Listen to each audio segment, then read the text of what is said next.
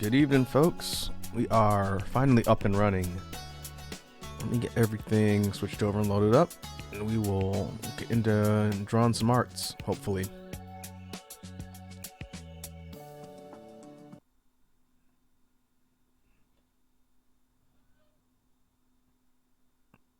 Alright, let me turn on BGM.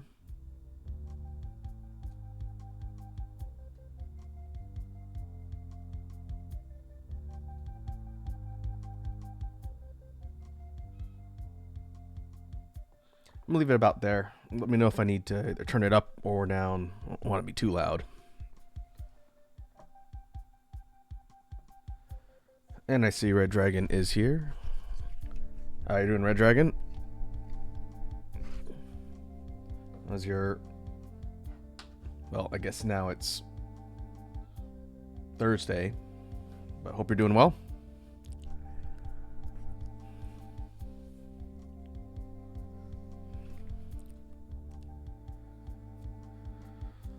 Alright, we got everything loaded. So what are we going to be doing today?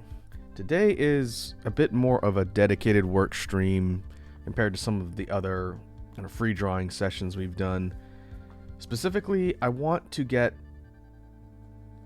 a concept sketch at the very least, an idea for an upcoming music release. And I've talked about this one before, so it's not really a surprise, but I will explain a little bit about what that is, and then from there we'll see how long that takes and where that puts us. Our Dragon says, yep, it is, and I'm surviving. Surviving is good as we get closer to the imminent holiday. I have since finished all of my Christmas shopping. I need to go buy wrapping paper and such for the stuff I got, but it was a little bit of a creative scramble at the end, but all things have been acquired, so that's good.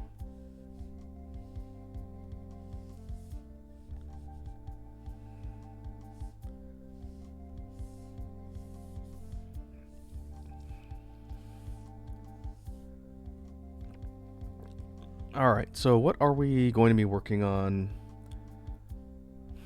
I'll put some notes down here in the workspace. And I'm going to probably be having to jump between a couple different things as I figure out what specifically I want to do. So the project is album art, and this is going to be for the next music release. I don't know when it's coming out yet, but my target is before the end of January. So the first release, BGM release for 2025. And the release is going to be smaller than the other ones. In fact, I don't think it's even going to have a launch stream. It'll most likely just go up, and I'll post it everywhere once the video's done and you folks can check it out. But the release is called 329. It's an EP, meaning that stands for extended play. It means it's longer than a single, but shorter than a full album. Right now, 329 has 4 or 5. Well, I guess you just look it up. I think it's 4 right now.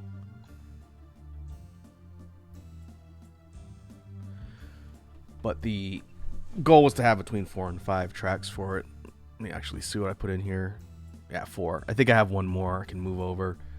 But it'll be 5 tracks, all kind of thematically similar, because the name, and again, it's been a while, but I explained this a little before.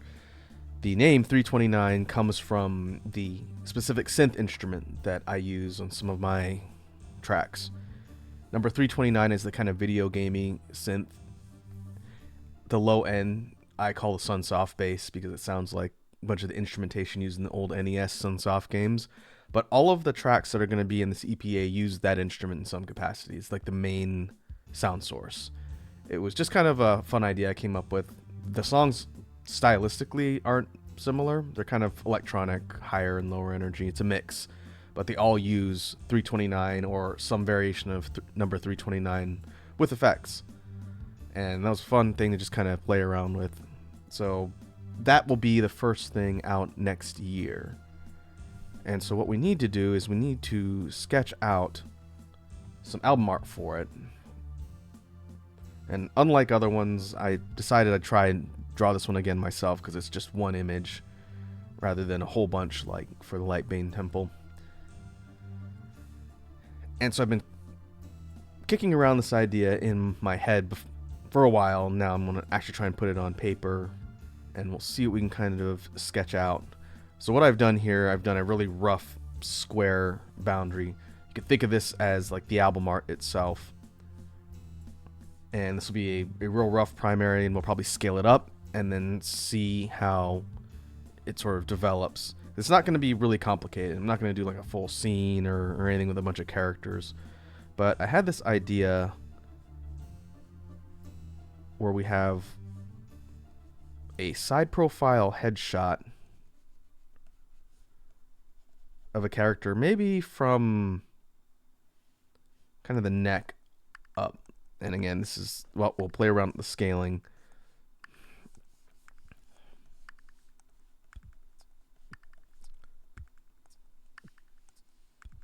So the character's facing this way. Not going to be an established character or something from anything I've written.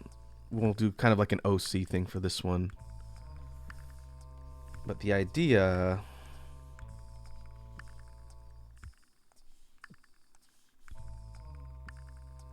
Let's see. We don't want to completely fill the frame, but I'm thinking maybe we have them about here.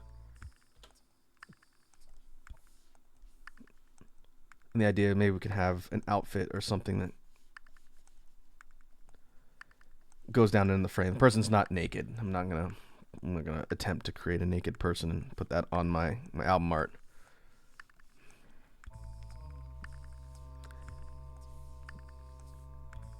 But what I was thinking was we have sort of this shot. Maybe we can move it a little more towards the center, or just leave it here. Doesn't really matter because we're just sketching right now.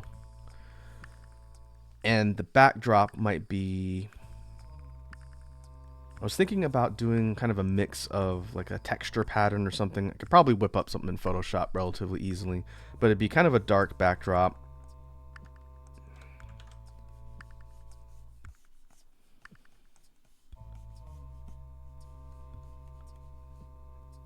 Nothing too visually distracting.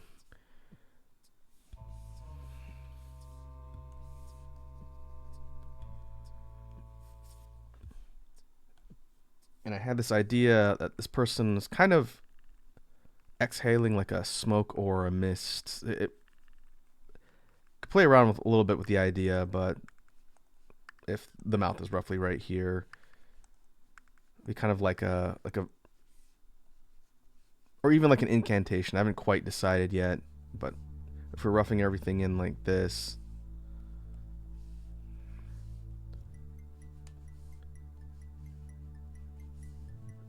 have this coming out here from the mouth, and then the actual album title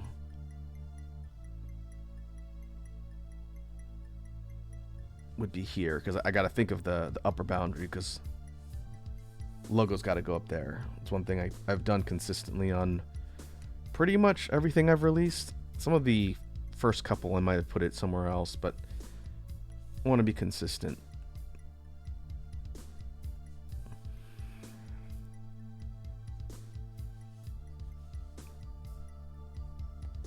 I can check that too.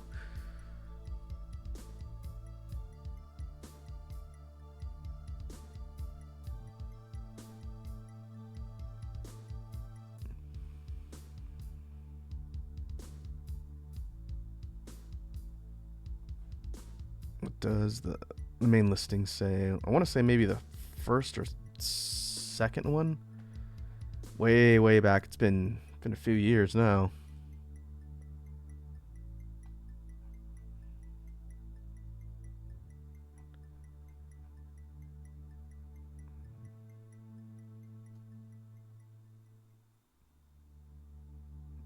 No, I bet it's the BGM collection. I keep forgetting that one wasn't an album. That one was just a. Essentially, that one was an EP. Oh, that one was in the right spot.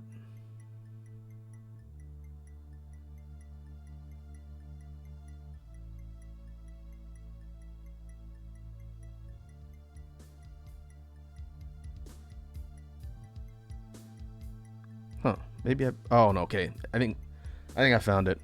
It was Shadow's Dance. For some reason, I don't know why, the first or second Halloween collection of songs, I put the logo in the upper right. And I think for every other one besides that, it's always been in the upper left. Well, either way, we'll be consistent. So the logo's going to go here. Depending on what we decide to put for the background, maybe we can put like a planet or something here if we're going to go for like a space background.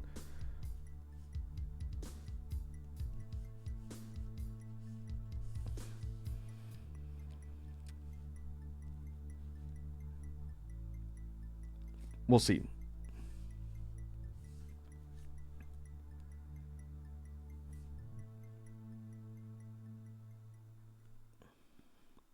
But this will be our rough layout. I'm going to scale this up a bit. The ultimate end product's going to need to fill the standard template, which I think is 1400 by 1400.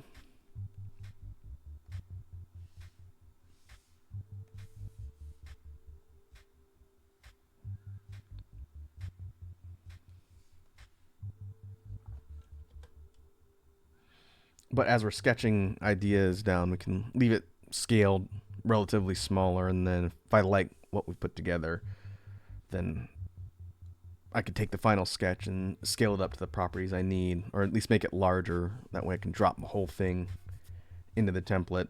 Because what I foresee happening is the character is going to be one image, and then everything else is going to be composited either in Photoshop or somewhere else when I put the final thing together. So really the main goal today is to come up with a good character idea and design that's going to go right here.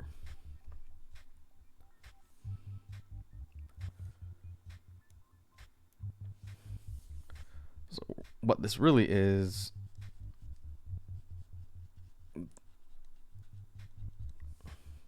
side profile character practice. Since I don't really do this perspective a ton, and I used to be really bad at it.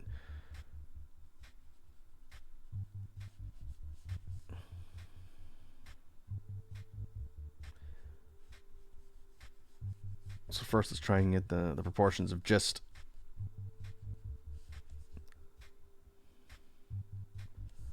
the shape of the head, and then we'll use that as a base to actually sketch out details.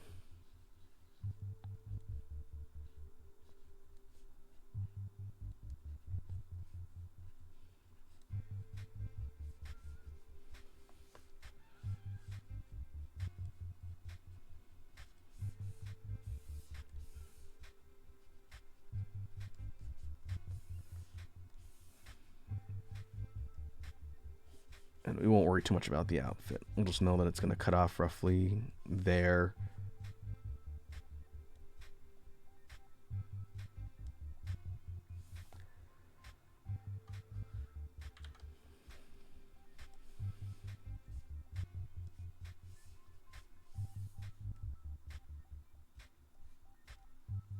Okay, we can hide the rest of the frame for now. This is what we'll be kind of experimenting around with.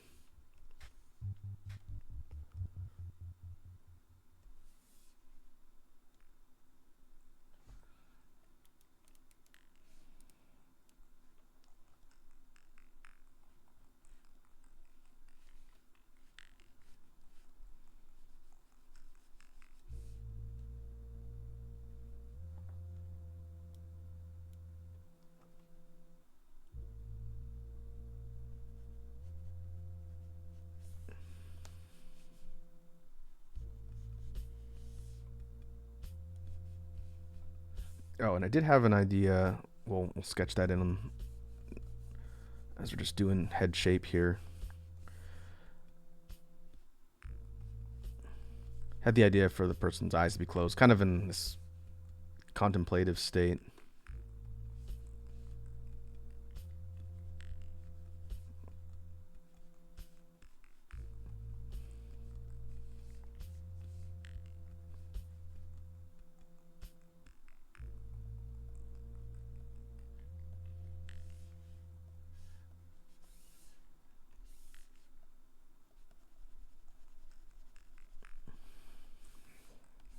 And we'll see. I'm thinking about having the mouth be open, but we'll just outline the shape of the lips for now. Leave it.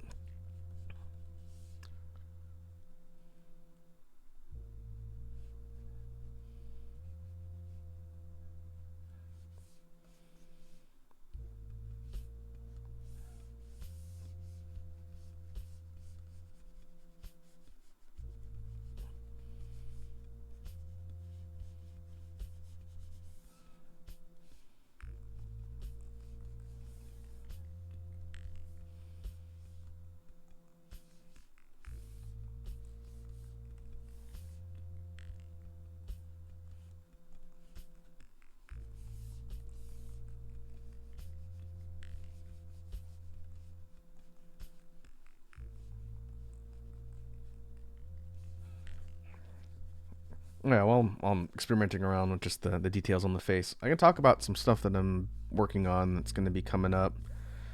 We only have a couple more weeks left in the month, and it's most likely going to be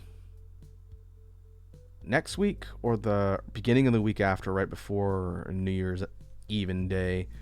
But in the past on stream, what I've done is kind of like a yearly wrap up of the stuff that we've done and everything throughout the year. So I need to, and hopefully I have time to do it this weekend. I need to put together kind of like the slideshow of information that I usually go through. It's a mix of games that we've played here on stream, collab projects, and music releases and other things I think are noteworthy that we've done. It's kind of a way to recap and look back on the year, and I've done that pretty consistently. I think I did it for 23 and 22. So that'll be something that we'll do before the end of the year. I just have to put together all the information into a nice digestible format so we can talk about it. 2024 was a pretty busy year. It doesn't seem like it. But in addition to flying by incredibly quickly, I did do a lot.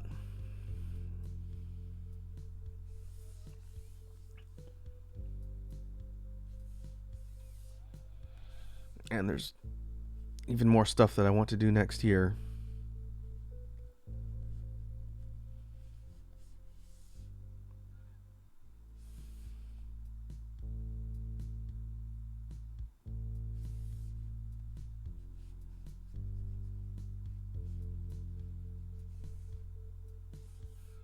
Okay, I think we can work with this as a base.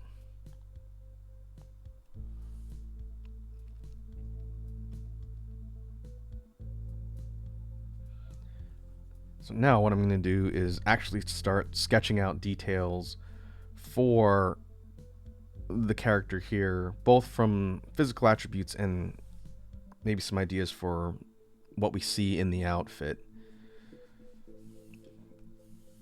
And we'll probably do this several times just because I need to practice this particular perspective of drawing, and I don't know exactly what I want yet.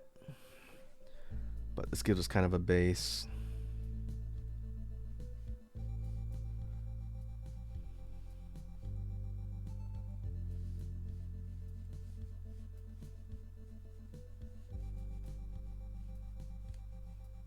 So let's go kind of medium hair to start. We'll just kind of zoomed in, just it's a little bit easier.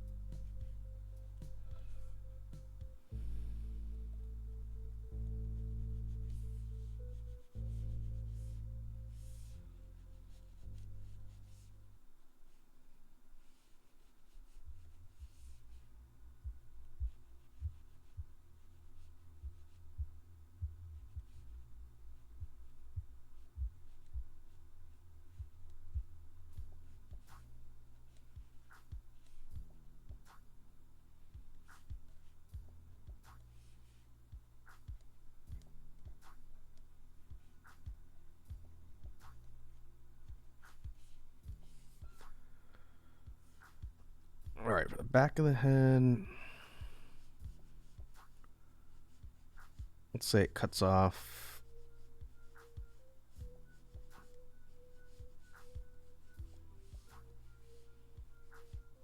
about there.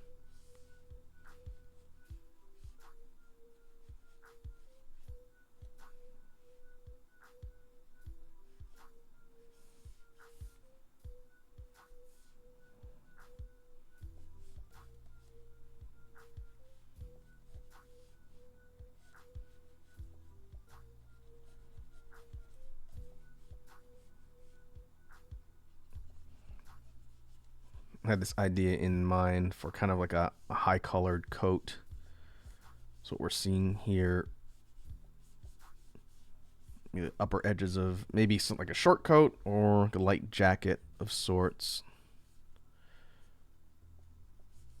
And then things are going to roughly cut off, not even higher than that, I think.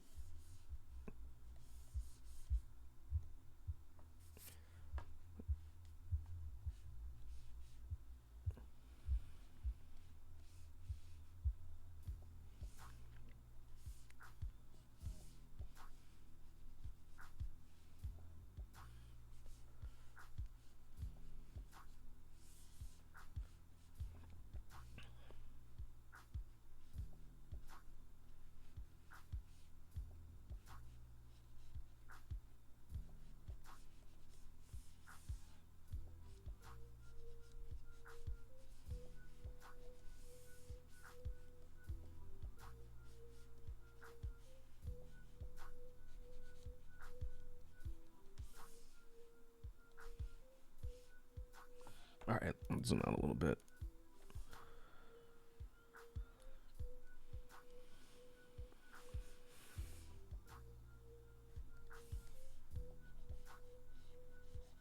Let's bring the chin up just a little bit.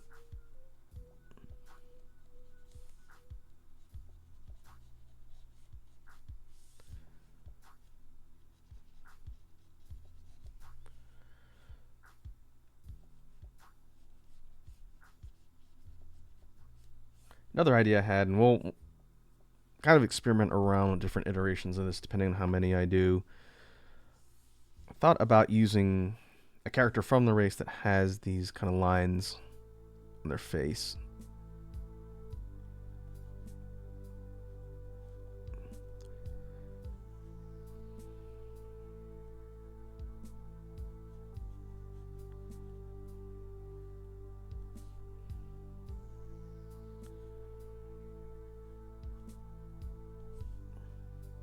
And it might be a little bit difficult to tell in sketch format, which is why we'll kind of experiment around and see. The idea is that these things glow with light. It kind of looks like tears almost, the way it's sketched. The idea is that there'd actually be light running along these, which I could do pretty easily using some simple blending effects in Photoshop.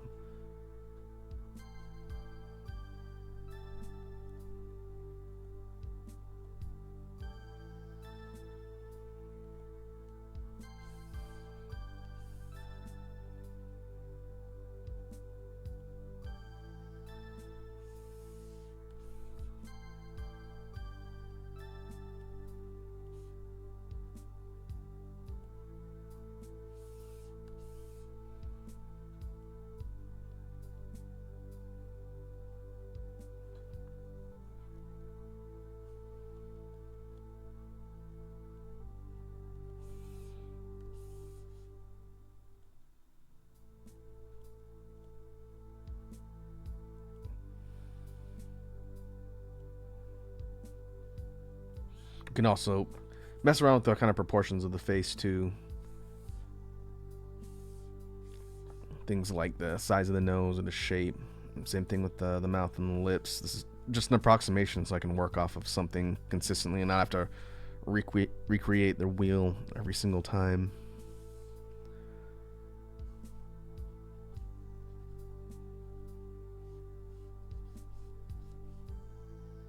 Because this particular, at least expression, the way it's sketched, would actually work pretty well with the idea that still haven't decided what I'm going to do. It's either going to be like a speech bubble or something that looks kind of like a smoke.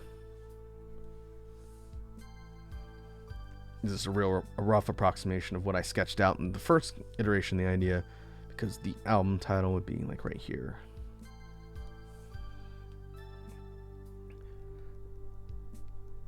But I'm not too worried about that. I'll figure out what I'm going to do with that at some point.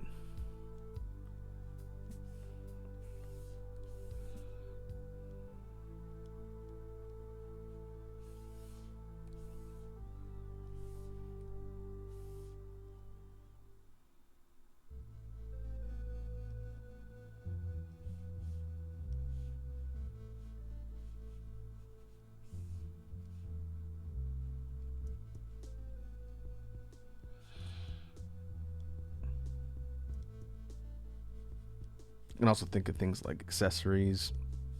Put some ear piercings or something on there.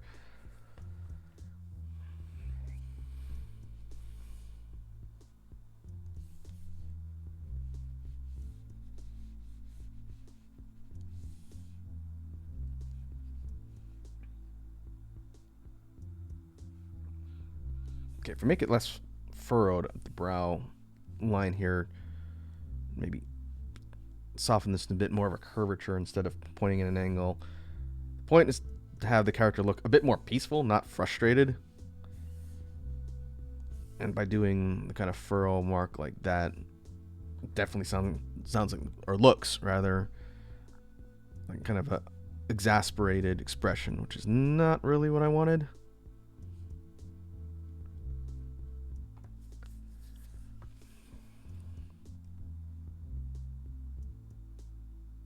Okay, what we're going to do, kind of like we've done for the character studies and even the creature studies, I think too, we're going to take this idea and we're going to iterate it a bunch of times. I don't know if it's going to be the only thing we do today, but because I want the sketch concept more or less down, I can do all of the line art and coloring, shading, and all that. I can do that on my own. So, end goal is to get a bunch of these and then be able to look and see which combination of elements or which one I like the most.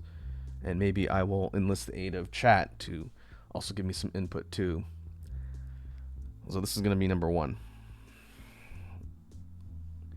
So today might be a little bit more repetitive as far as what we're doing, but because I need this for the project,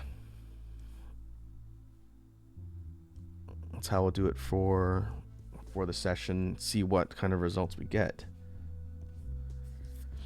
Another potential option, if I feel really ambitious and I got time, so maybe I can do this as well, I might be able to do variations of the actual art with different characters. It wouldn't be something that people would be able to see on streaming, but it might be a fun thing to do, just to have some alt versions. I just don't know what I'd do with them. But that's also potential if we have more than one design that I end up liking.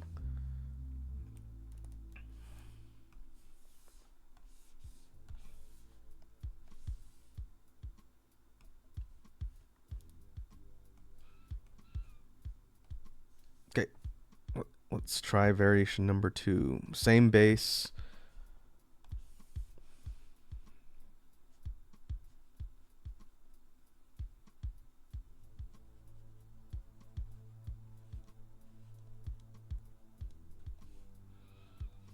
I'm going to change the nose slightly.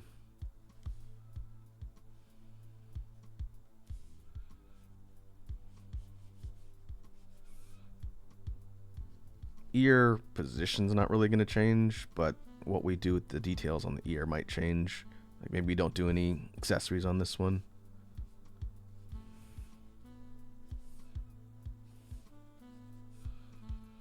We'll figure out what we're going to do with the outfit. Outfit's probably not going to change a ton, but if I have any ideas, I'll kind of put them together here.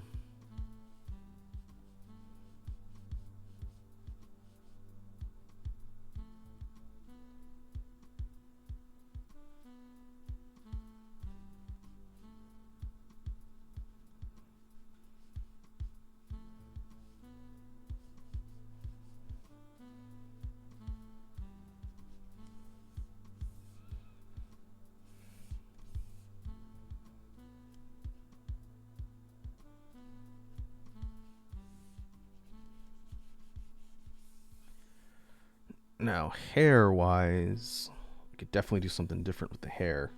That's probably going to be the most unique feature, aside from potential color palettes or maybe outfit details. I could foresee the physical attributes of the face, like some of the things like nose or mouth positioning, changing slightly, but really it's going to be the hair.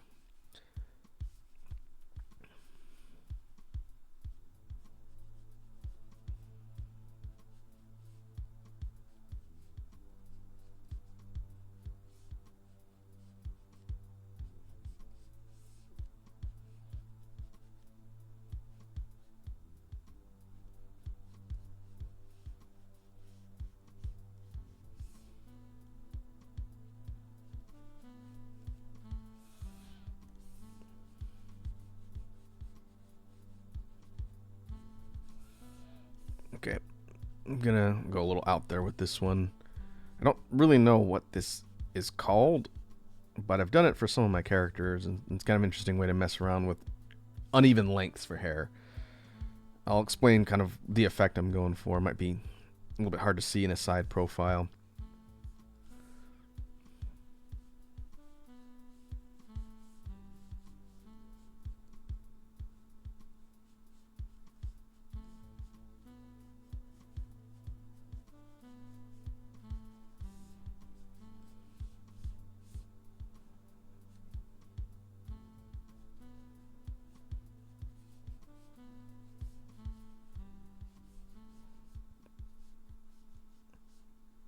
This is actually a little bit longer than the last one.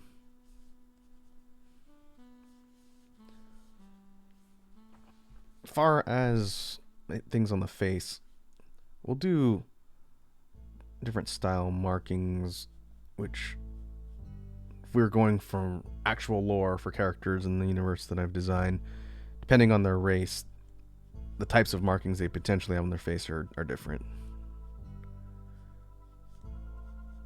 So this is more like symbols as opposed to the lines.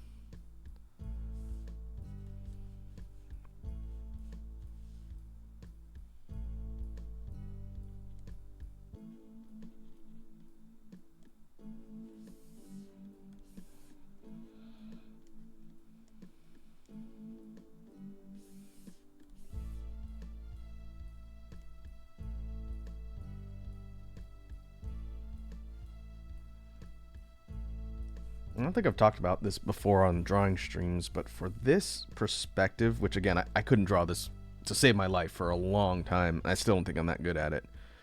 The thing that gives me the most trouble, unless I've done it a lot recently, and I should probably practice this more, it's the orientation and shape of the lips. This section right here has given me so much trouble. Fortunately, there are some ways to kind of play around with the proportions, and I don't have to keep redrawing it all over and over again.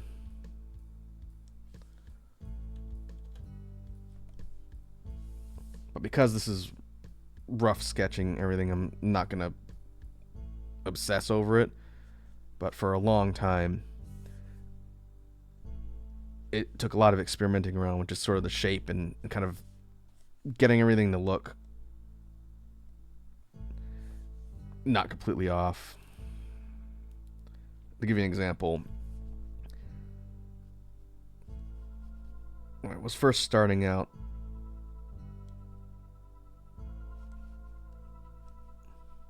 get a lot of this, which is veering dangerously close to like Simpsons proportions, like a pronounced overbite. There was that.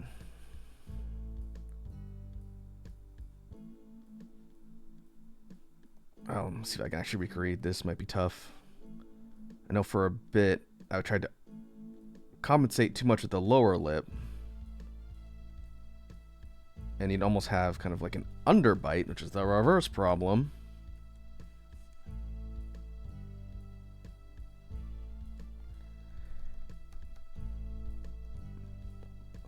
And I tried to kind of hedge my bets a little bit by not spending too much time just defining the lips, which you saw me doing in the sketching. It's not the greatest example, just randomly, but if we look at all the proportions here, rather than have the mouth go all the way like that, kind of like they do in manga and anime sometimes, what I would do is leave it a little bit less defined and have either like a closed mouth this way, or sometimes you see these. I can't remember which one of my artist friends really hates that. Maybe it was Pups. I don't remember. It's been a while, but you see this a lot, especially in older style stuff. I think they still kind of do it to some extent, but you have the actual parts of the mouth detached from the actual lip line. It's kind of a trope in the art style that's existed since the dawn of time. So that was another way I tried to get around the problem. But one thing I don't do, I have to look at some of my older things to see if I subconsciously did it, to go on a little bit of a tangent when it comes to art quirks.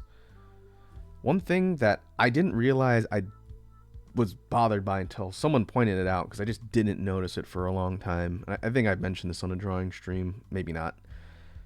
But when you have characters in like the manga or anime style, which is sort of what my drawing style is supposed to emulate. Again, I don't think I do it super well, but I'm working on it. Forgive my really rough approximation of a head-on view of a face, right? So we're looking at something head-on like this. I've created a freakishly large nose. That's not the point. That's fine. For the longest time, and I want to say I started noticing it in maybe the later 2000s, but it's probably existed for longer. In, again, Japanese manga and anime style, when you see a character's face and their mouth, let's have like a real simple, like a smile like this. It's not the best, but it'll be clear what I'm talking about, even if I don't do a super good job of sketching it just randomly. I don't know who did it first. It really doesn't matter, and it's not something that's going to ruin my day. But there's this vanishing point on the mouth that I started noticing. And it looks very, again, really rough approximation, because I don't do this on my stuff. But the line break for the lip line just disappears. And it's a stylistic choice for sure. I, again, don't know where it first started, but someone online was talking about how they noticed this in tons of just art, whether it's static drawings or even, I think, in animation too. I haven't watched a lot of animation recently, so I couldn't say out where I saw it. But once that was pointed out, I started seeing it everywhere. And there's nothing wrong with it. It just became so obvious that it immediately draws my eye whenever I see like a face. And unless the character's got like an open mouth or something like that, if they got a closed mouth expression, now that's the first thing I see. So I kind of wish whichever person mentioned it didn't point it out, because I probably wouldn't have even noticed. Let me see if I can find an actual professional example. Let's see. This is not the smartest generic search, but let me see if I can find one just real quickly. Depends on the style too. Real simple styles, you're probably going to see that more as opposed to the more realistic or really highly detailed style, especially if they give the character like lipstick or something. And of course, just by Googling this, I get a flood of AI images. That is not helpful, even though I'm pretty sure AI would recreate it. Lord, the entire page, I said like anime girl. Oh, there needs to be a filter. I think this entire page is AI images. Ugh. doesn't actually. Oh, maybe it's because it's prompts. It's picking up prompts that people use to generate things. That's why it's all AI. I think I need to actually find a person. Let's see. I could find a picture of Hatsune Miku. Oh, not Hatsune Mike. It's her uncle.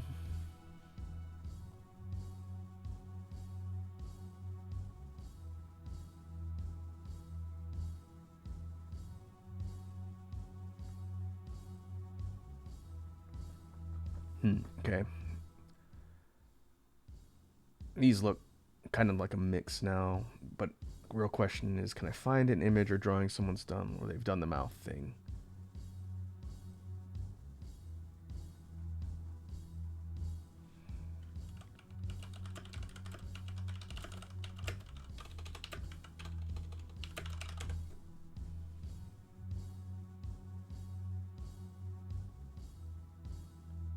Oh, here's a Reddit post. This might actually, I'm not going to go into the post because I don't really want to read, but this image illustrates exactly what I'm talking about.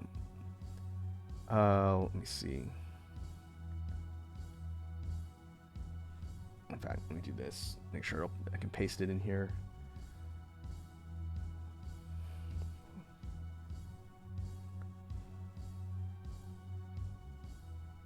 I don't know what this is from. Maybe Lucky Star? I have no idea where this is from. It's like chibi-ish characters. But let's see if it'll let me paste it in here for illustration purposes for the class.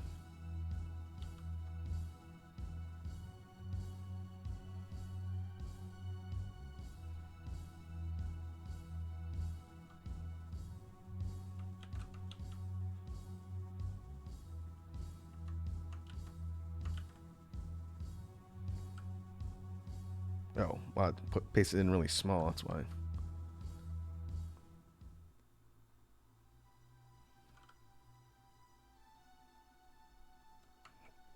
It's fine, you can blow it up a little bit.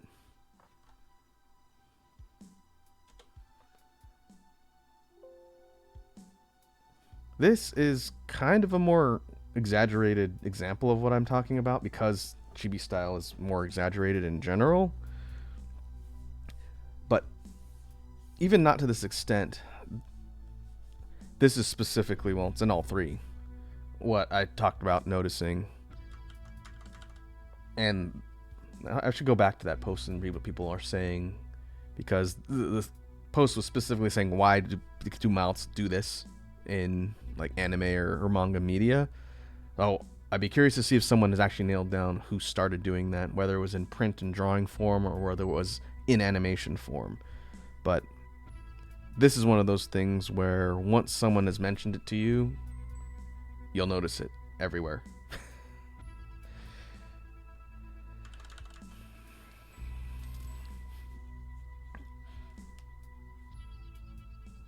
Anyway, that's a little sidebar on a trope that I wouldn't consider a big pet peeve, but it's something I definitely notice all the time now.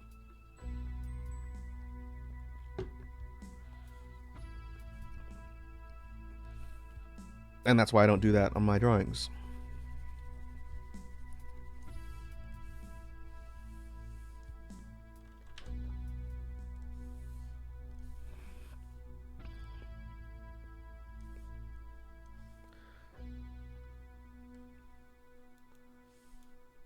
Alright, going back to our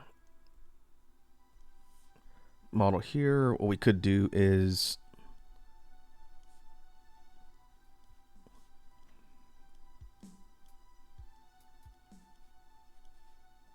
have a more high collar type of outfit. I don't know if this would be kind of like a shirt or again something like a coat or whatever.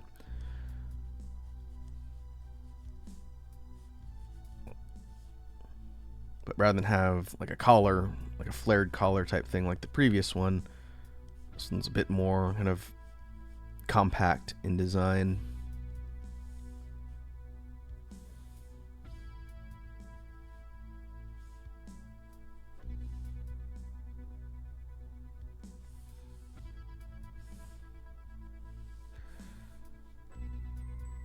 And as far as the hair, this is another thing I was going to illustrate since it's a little bit tough to tell what I'm doing from the side. I don't, again, know what this is called. I think it's kind of more of a anime and manga thing. But if we go back to our crude drawing of the front of someone's face, won't need any other details aside from just the shape. So this style is meant to be asymmetrical with different lengths for the front parts of the hair. I don't know if it's really considered bangs. It's like the opposite of bangs. But if we were to take this and draw it from the front, it would look something like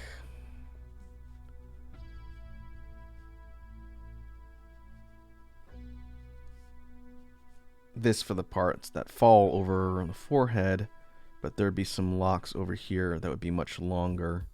And I've seen this before and stuff. I didn't invent this style.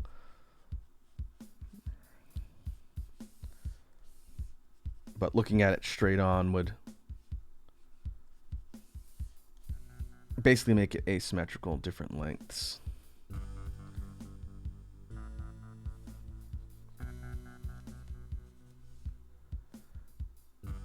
So looking at it from the side, this part that you see specifically right here is, well, this one's way longer, but it'd be sort of on the side. And rather than have it just completely vanish for the side perspective, I kind of just made it look like that, which I've done on a couple. It's a little bit more unusual, but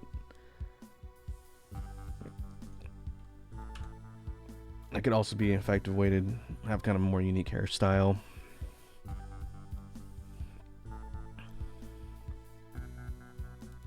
Alright.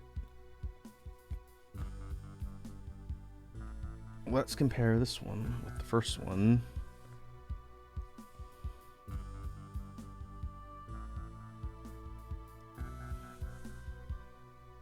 The second character looks older. I think it's kind of the shape of the nose and a slightly larger, more pronounced chin. That wasn't really the intended effect, but we're gonna see that as I play around with like the proportions and everything else across these.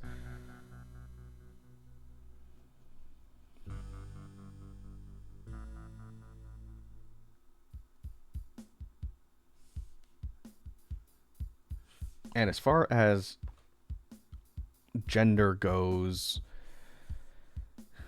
we'll see how either obvious or pronounced that becomes. I think the first character looks female, the second character looks male to me, but depending on just tweaking certain attributes, it really could just depend. And I have not decided what I want the actual gender of the character featured in the art to be. It's really more of the design as opposed to the gender, so we'll see. I get the feeling for some it might be clear and some it might be more androgynous. Maybe we leave it vague. I don't know. That's not really the point. The point is to mess around with things like the hair, the facial structure, and things like the outfit or accessories to get something I want.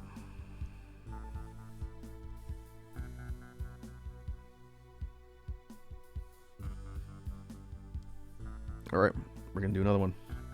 Again, maybe, depending on how long it takes me to actually work through these, if I can get like 10 of them, which might be a lot for one stream session, we'll see. Well, if I get like 10 of them, then we can look at it and see, okay, which one looks most interesting.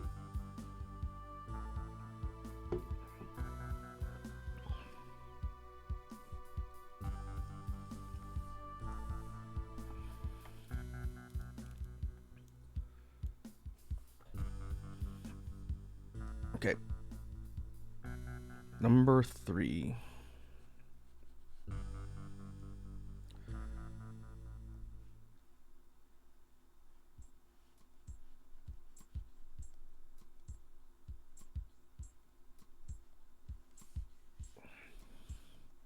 I'll go for a little bit longer. longer nose and see how that plays with everything else.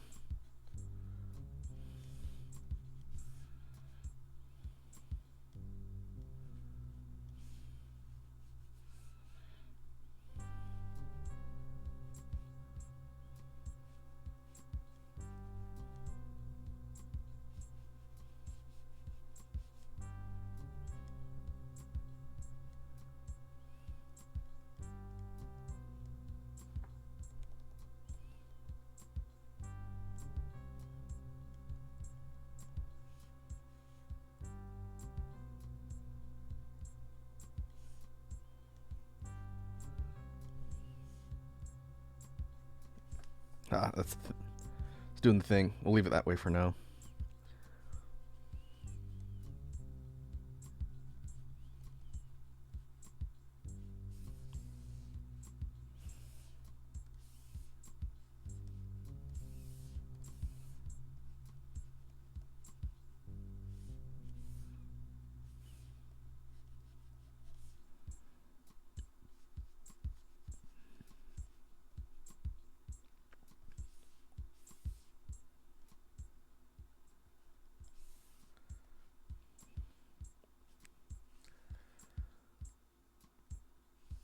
All right, now hair.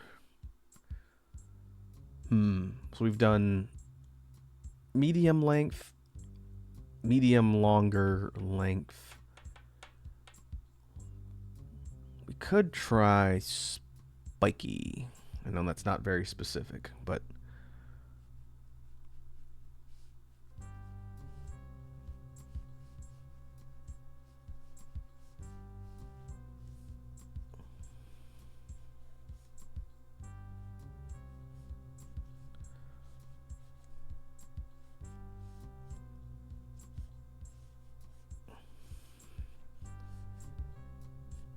all right, let's try not to draw a cloud.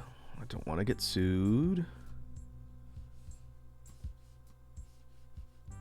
Rather than have kind of like a feathered look, I'm trying to go for a bit more kind of pointy and angular. No, it's been done to death, but let's see if we can do something interesting with it. Oh, we can also look at coloring too. That's something I didn't think to do in the last couple. But we could do like highlights.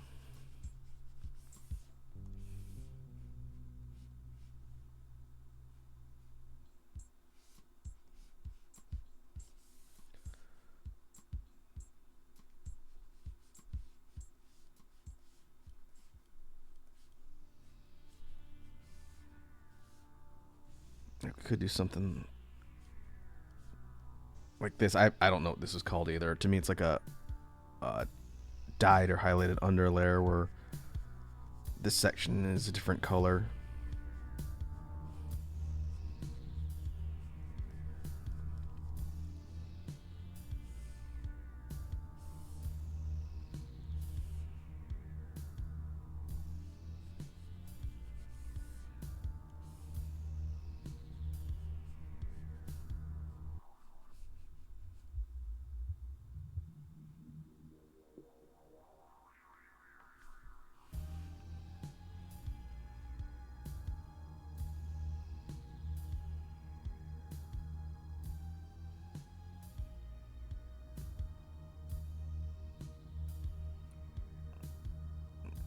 I had to check something on my player here.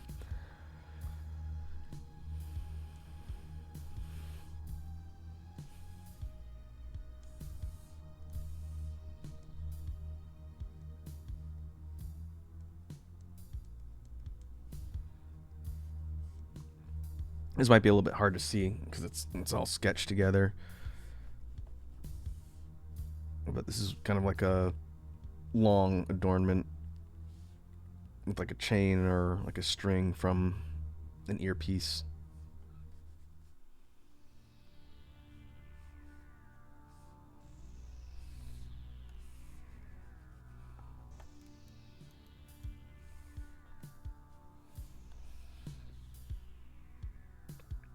And for this one, we can go armor.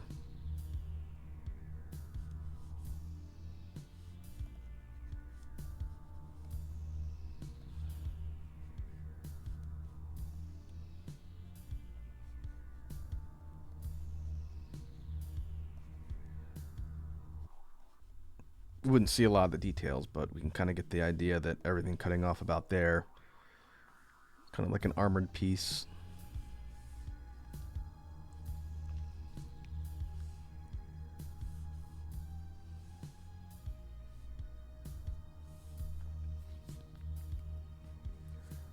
As far as marks go,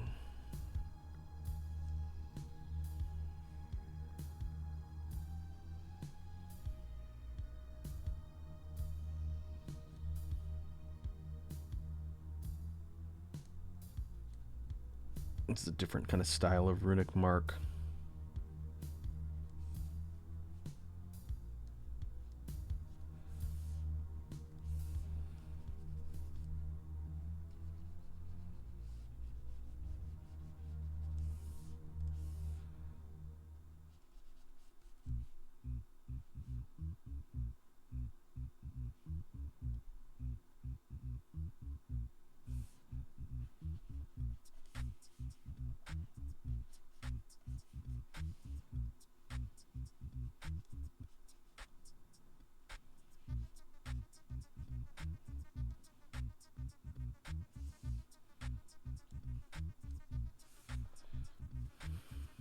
Okay.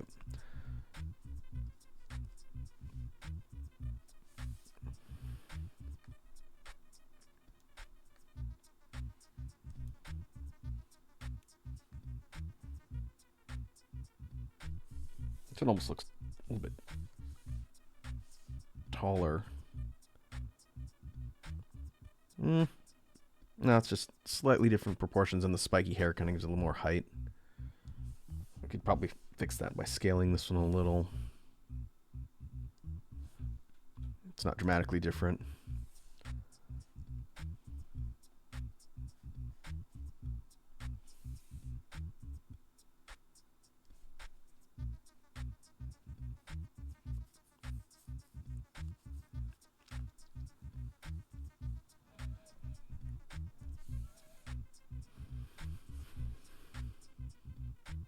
The hair is a little bit confusing. I think it's mostly because it's sketched and you can't really see the different colors easily. I don't know if I'm entirely sold on that. That might be my least favorite of the hairstyles so far. All right.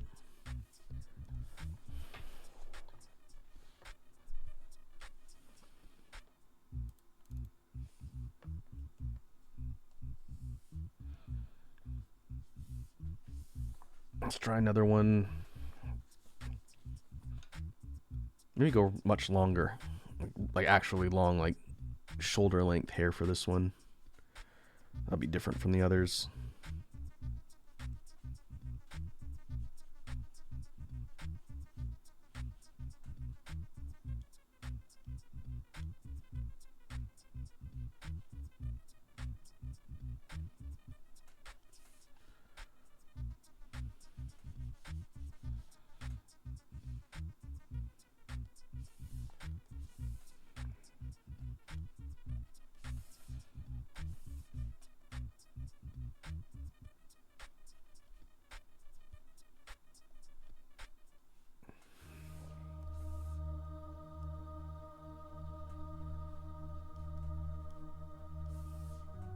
The upper lip is a little too tall.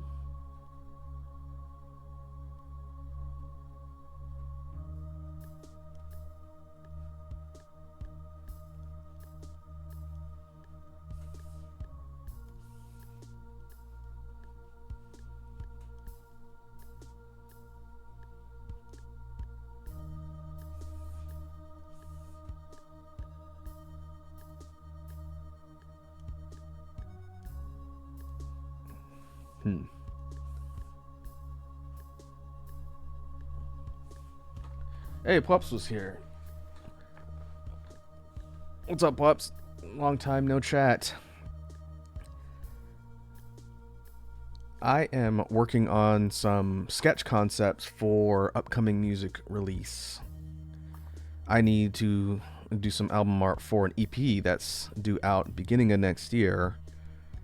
And what we are doing is we're drawing some headshots with different kind of combinations of details for the actual project.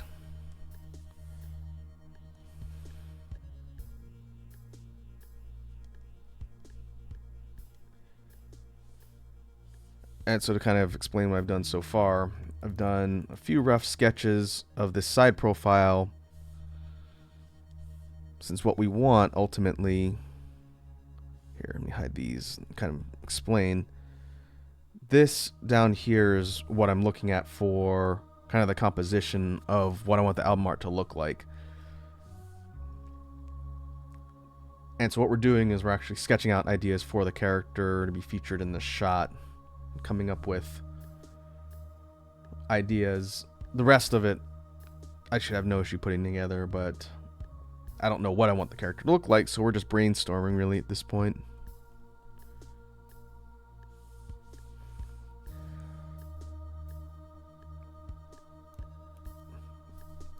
Now you might be able to weigh in on something that I was just talking about.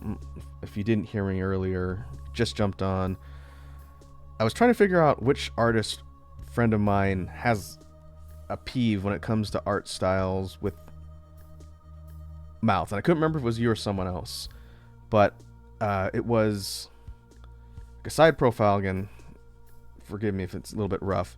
But someone I know really hates it when things are drawn like this. And I can't remember if that was you. So if it is, you can confirm.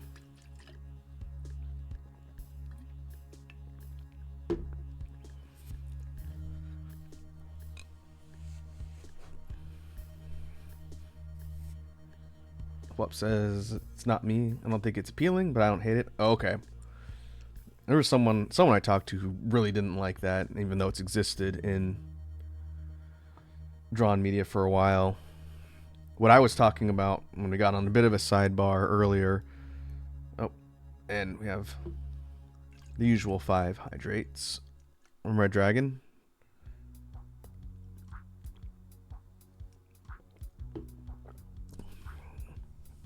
I'll continue to work on my smoothie. What I was talking about as part of that sidebar when we were going through it was, and this side profile might not be the best way to illustrate this, but I was talking about how in like manga and anime, yeah, it is chocolate. I bought more chocolate. I was talking about how in more modern manga and anime, whenever you see like mouth lines and lip lines, there's that gap. And it's not something that really bothered me, but it's something I didn't notice until many years ago. Someone pointed it out. And once someone pointed out that a whole bunch of these things have this mouth line or lip line gap, I see it every time. It's the first thing I notice whenever I see a face.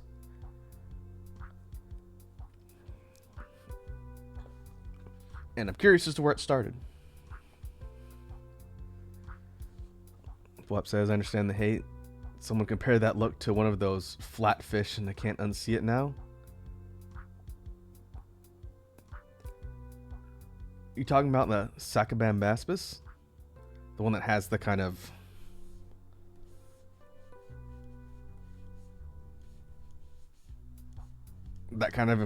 expression, because that's what that kind of looks like when you see this, which I didn't really think about, but that's probably something that's gonna be unavoidable now every time I see it. So thanks for that.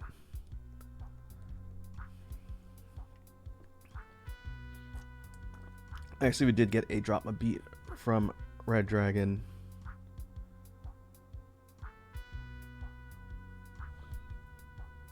Bob says not that one, the flat round ones. Like a flounder? Ones that are like, this is a terrible example, but they look like this and they have the eyes on the top.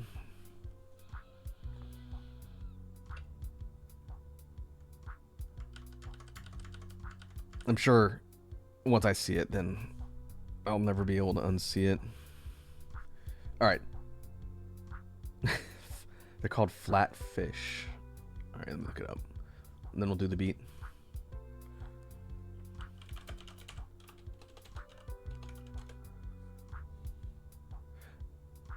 Oh, the ones that have like the eyes and stuff on the side, almost.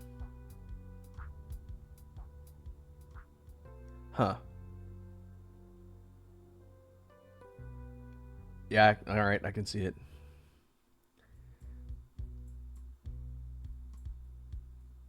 That's a classification of a bunch of different types of fish. I want to say either halibut or flounder are part of that too. Not a marine biologist. All right, let me pause the BGM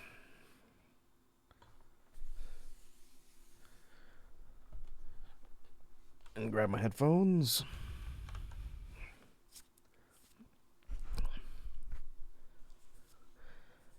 And let's see what we can come up with for a beat. Maybe we can experiment around with something I've been working on. Let's give it a try.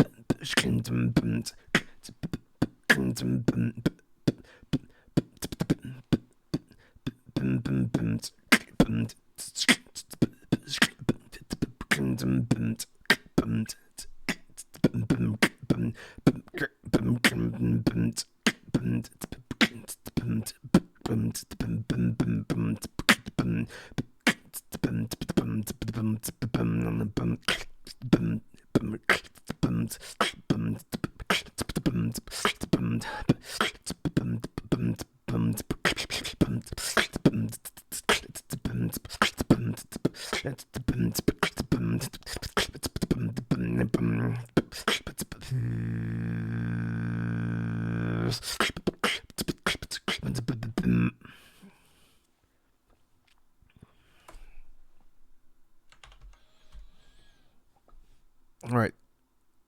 Let me turn the BGM back on.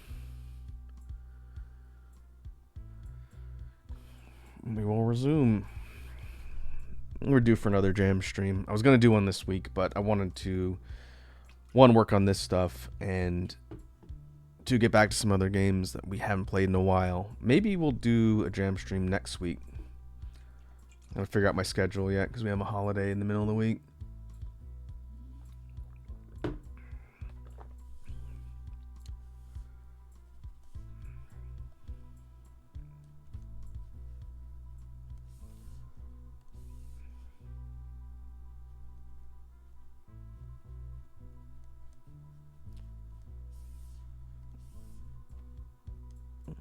All right, let's see if I can fix the mouth proportions so this doesn't look flat. I think it's because I went for a little bit shorter bridge on the nose. And I think it is messing with the proportions of the lips.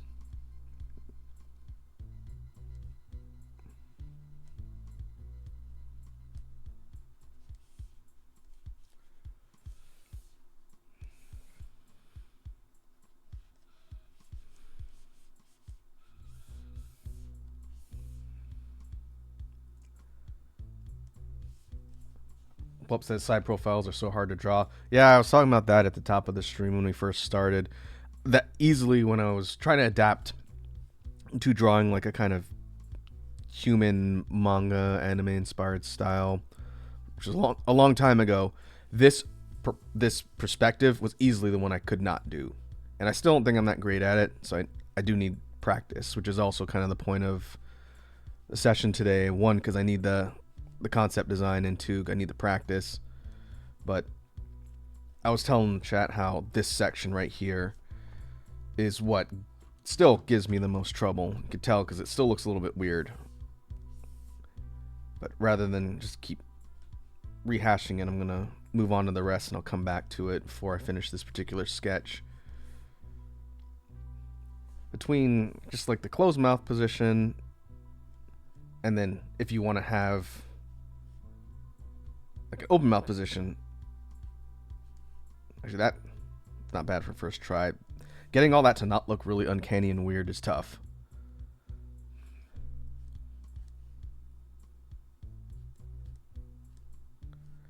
This person's either coughing or screaming at someone, but it's kind of one of those things you have to look at some references to see people who've done it effectively and then just do it over and over and over and over again.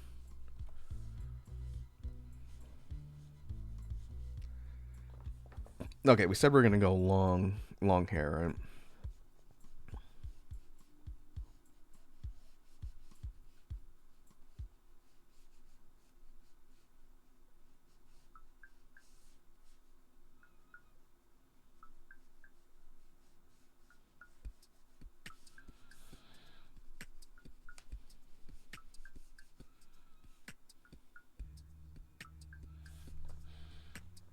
Pup says, not me drawing someone facing 3/4 view or 3/4 view facing left forever. Oh yeah, I know that vibe.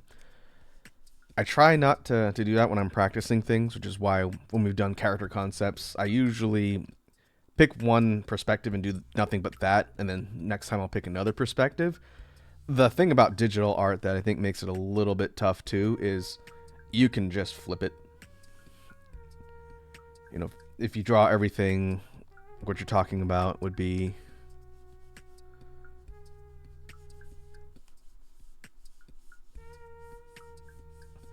three-quarters facing this direction, right? If you get really good at drawing that perspective and it looks fine when you flip it, technically you only need to draw in that direction forever. And if you want to fit someone facing the other way, you just flip the whole thing. But I've always tried to practice doing it both directions, and it kind of depends on which one I've been doing more.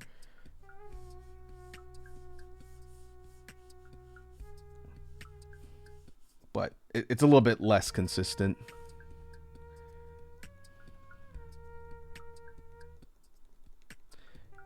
You want to know what I find difficult, and I never draw from this perspective, but like if someone is, oh, this is going to be a really bad example because I never draw from this perspective, but like a top down, so you're looking down at the person and they're looking like this direction. Not a great example. This looks more like it's head on almost, but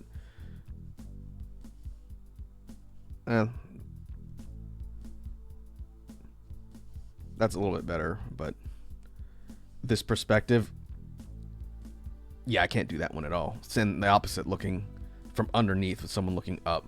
I don't know why I'd ever draw that perspective, but yeah, I can't do that.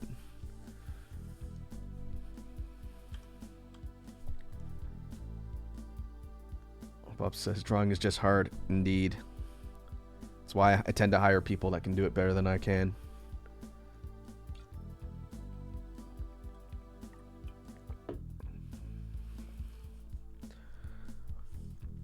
But occasionally, if I have a simple enough project, I'll torture myself with doing it. One, for the practice, and two, if I have a specific idea I know I can do. Case in point, that ended up sort of working against me was the Halloween project. Designing all of those character concepts for Lightbane Temple was fun, but good lord was it a grind to get all that done by the time the project was supposed to come out. And I think it turned out alright, but if I ever have something to that extent again, I'm going to commission someone.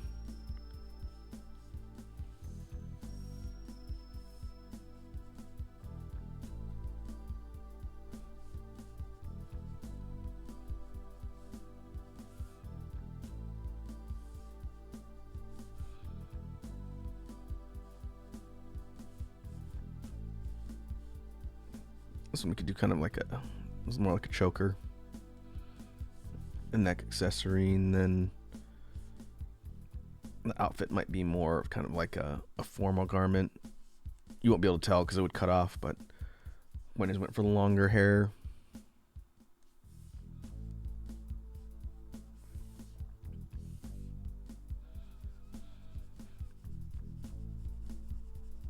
Here's another drawing trope that I don't think we've talked about a ton for my fellow artists that are hanging out. I know Red Dragon draws, and I know Pwups is primarily an artist. What are your thoughts on transparent hair when it comes to details on the face? And what I mean by that specifically here, in a lot of manga and anime type media, you can see the details of like eyebrows and things underneath hair. It's basically like you can see through it. And that's existed forever. And then some people don't do that. And like whenever I draw stuff, I actually obscure it like that so you can't see what's underneath. I think it's a little visually distracting, so I've never really done that. But it's so common that I would never fault someone if they did. But what are your thoughts on being able to see details through hair? Sometimes artists do it with eyes too, which I think is even more distracting. Eyebrows, kind of whatever. But when someone's got like, here's bad example drawing time again. Let's say they have hair that goes like down over part of the face. You could still see their eye and expressions underneath. I think that's kind of strange. I'm not a big fan of that.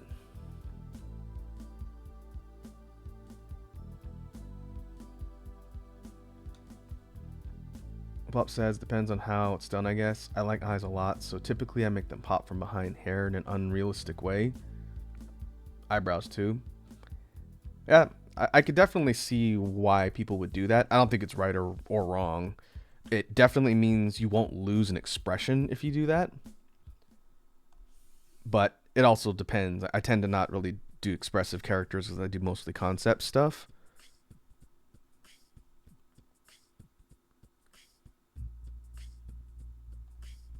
I see. It depends on design. For hair like that, I wouldn't show the eye because the hair's intentionally in front of the eyes. Yeah, that's usually the where I draw the line.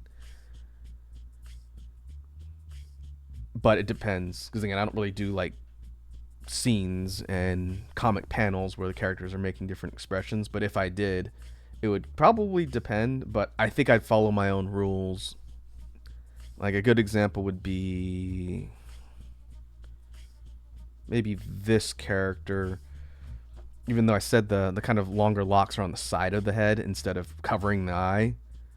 If it was covering the eye, it'd be more down here.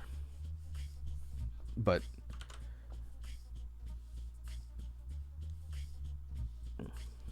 I find that interesting since I think the vast majority of artists have kind of like a transparency underneath the hair, but I don't do that.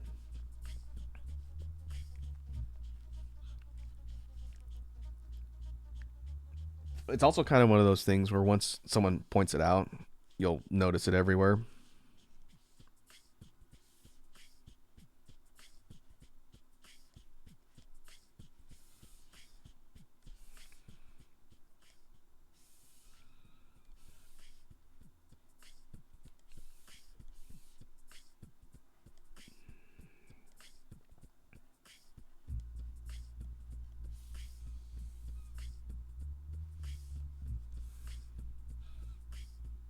All right, for this one, I don't think I'll do any sort of facial marks.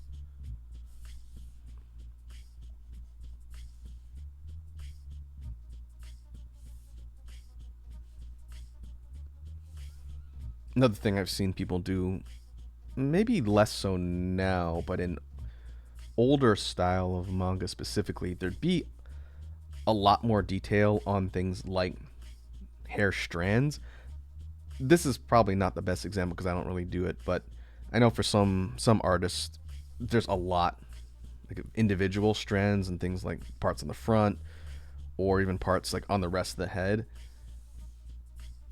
My style tends to be less busy than that. So you're gonna see kind of more kind of bunched together strands. It depends. One of the races that I draw actually has like really individually spiky looking strands of hair, but for the most part,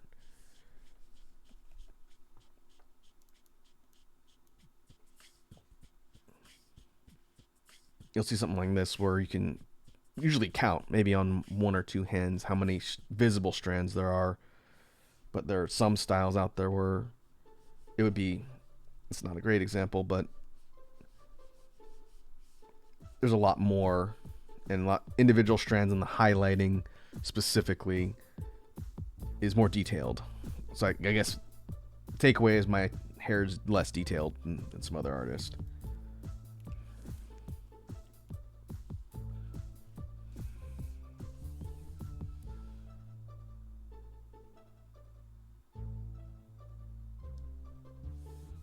Okay.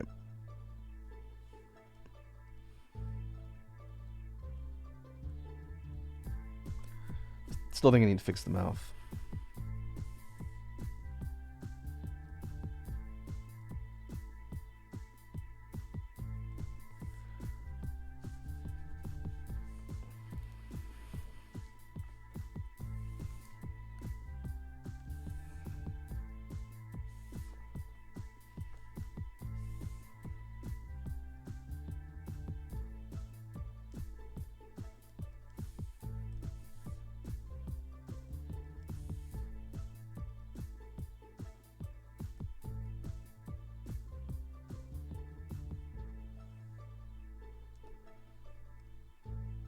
Make sure I'm on the right layer.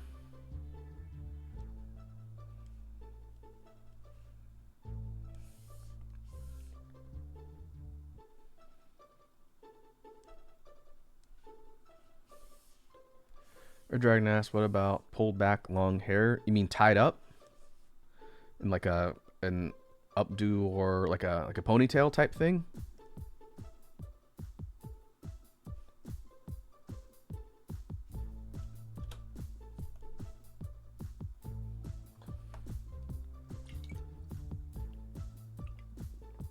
We could do that next.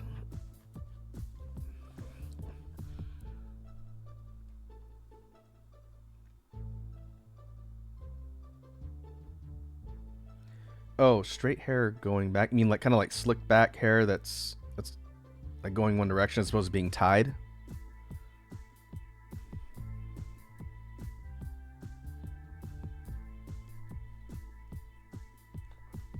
I gotcha.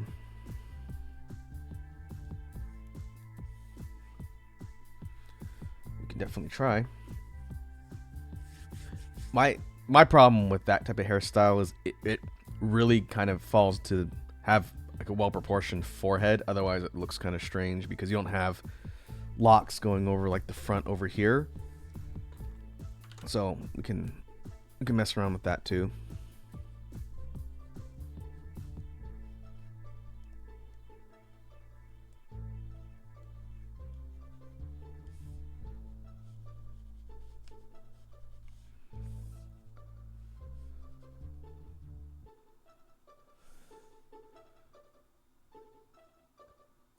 Headband it? Yeah, you could headband it. Headband is still going to be higher up normally though. Normally a headband's going to be about here, so you're still having to deal with all this real estate here. Let's see what our options are. One thing I've done, and this is actually a challenge because I haven't done this in this perspective in a while, but thinking about where the hairline goes, and I think the forehead's going to have to be adjusted. But I've done kind of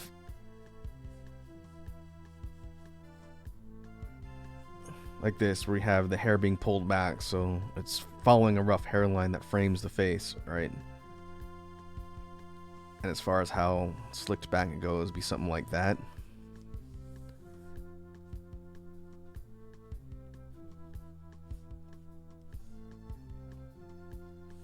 Now, headband, logically, this is actually further back on the head than I originally thought. Like a headband could go like, oh, I forget to put the ear in.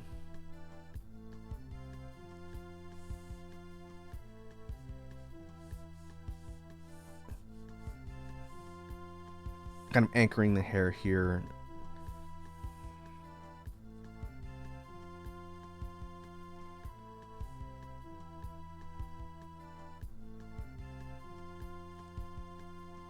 I'll go more blocky eyebrows for this one.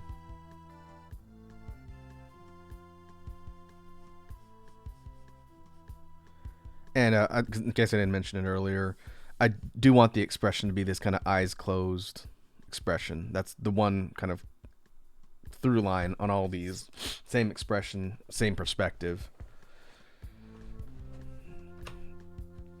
Pup says to help with the forehead real estate, you can add some stray hairs. Yeah, that's another thing I usually do when I have hair that's pulled back like this, which is not always realistic with the way people normally wear their hair, but the point isn't to be realistic. I would have a couple of locks kind of falling. If the headband was a thing, there'd be some kind of like here or there.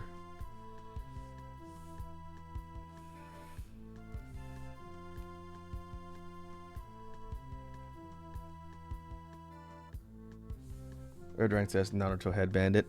Oh, like an actual forehead band? So it'd be going like this.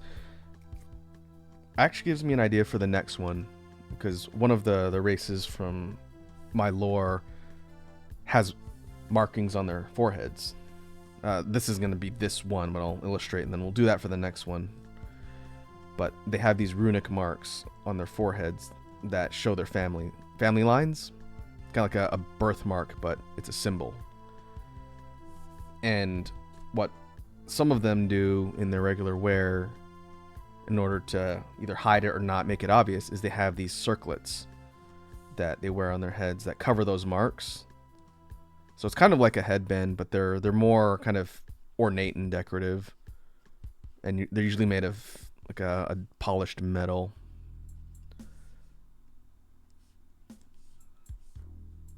And so we could do something like that for the next one.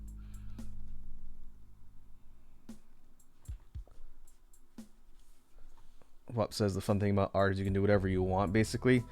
Yep, that is true. For better or for worse in some cases. We've all seen embarrassing OCs and or made some ourselves. And there's nothing wrong with that. I'm gonna leave the headband.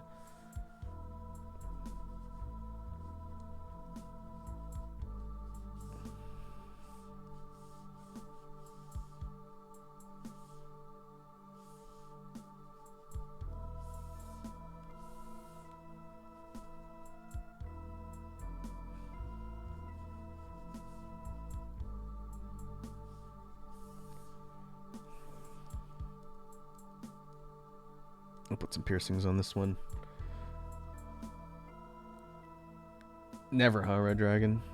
Pup says I make embarrassing OCs all the time. It's like my second main hobby. I guess it depends on what you consider embarrassing. To me, the embarrassing ones aren't necessarily from a design perspective, but when it's like clearly this is supposed to be the self-insert OC, like the Mary Sue or Gary Stu equivalent, where it's like an over-designed character that has all these superpowers and is perfect and whatnot. To me, that's more embarrassing than just like really out there designs or whatnot.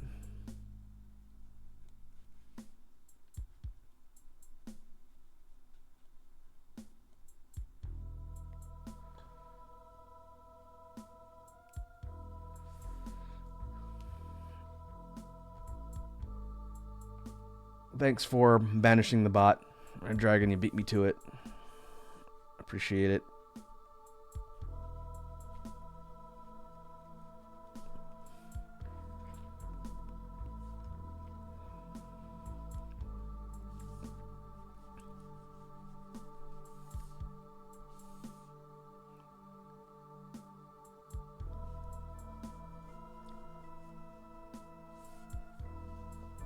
Pup says honestly those OCs are embarrassing but harmless, so it's whatever. Oh yeah, I don't think it's a problem.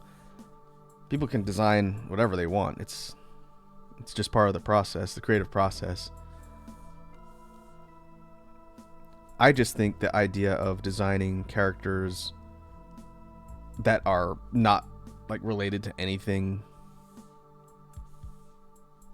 me personally, is more interesting. I like telling another character's story instead of saying, this is how I want my story to be, or, you know, I want to be the main character.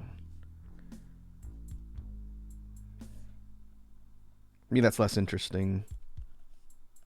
So telling the story of another character is far more compelling to me. But you're right. People can do whatever they want as long as it's not hurting anybody.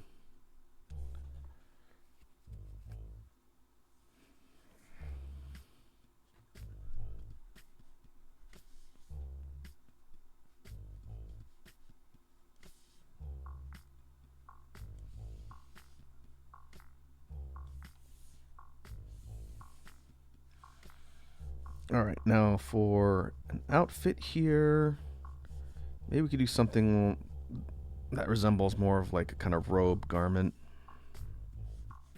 Again, we won't see it really because it's going to cut off the shoulders.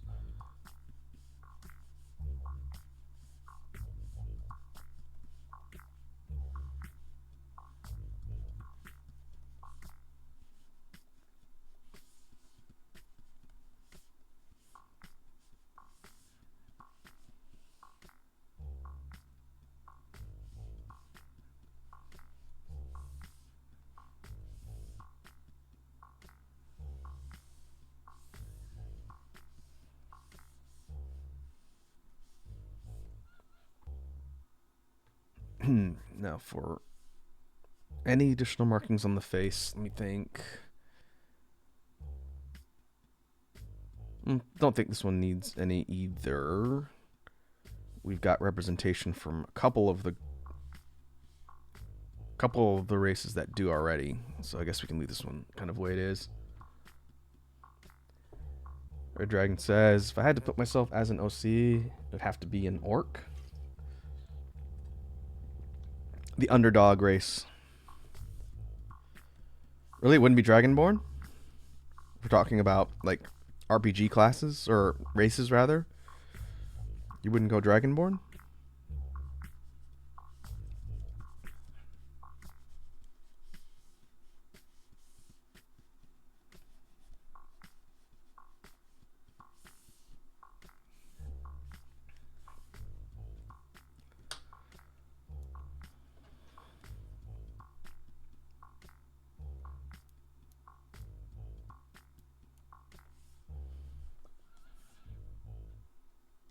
Alright, let's put this one in the lineup with the rest.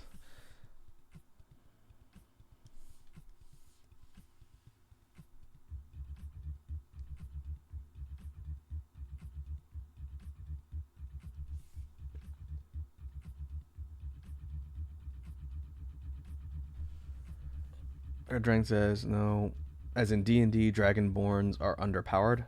Are they? I would assume they would have been decently powerful. My particular character I'm playing in my D&D campaign, I wouldn't say is underpowered, really, but he's got kind of like an affliction, but he's a bard, so he's actually good at a decent amount of things that aren't related to just, like, the race attributes. But he's kind of a screw-up, which was part of how we wrote the character.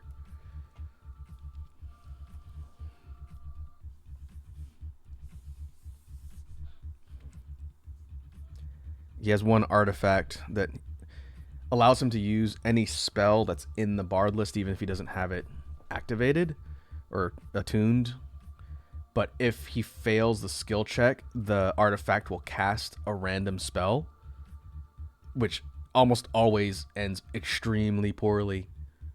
Like one time I was trying to stop a runaway cart, and so I wanted to do some sort of like immobilization spell, but I failed the skill check, so instead the artifact casted fireball on the cart and almost killed everybody.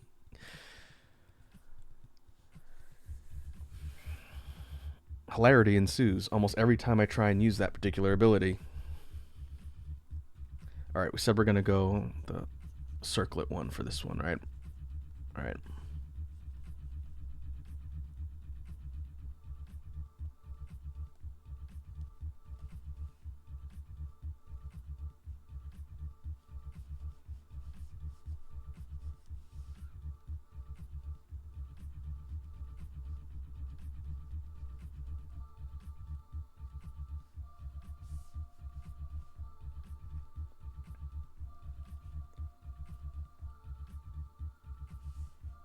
Our Dragon says, if we're talking about D&D Baldur's Gate 3 character, it'd be a Dragonborn Future Warlock or Hexblade. that like a combat mage?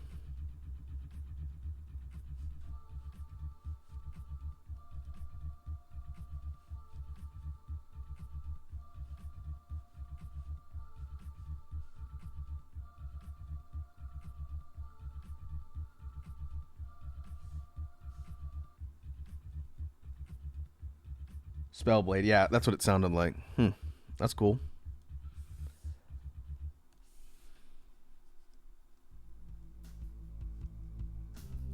We don't actually have a dedicated mage type in our D&D party. Our party is 4. My character's the bard. We have a paladin. We have a monk. And we have a druid. So no sorcerer, warlock, or spellcaster, like dedicated mage class. Let's make that a little bit lower, kind of in line with the eyebrows.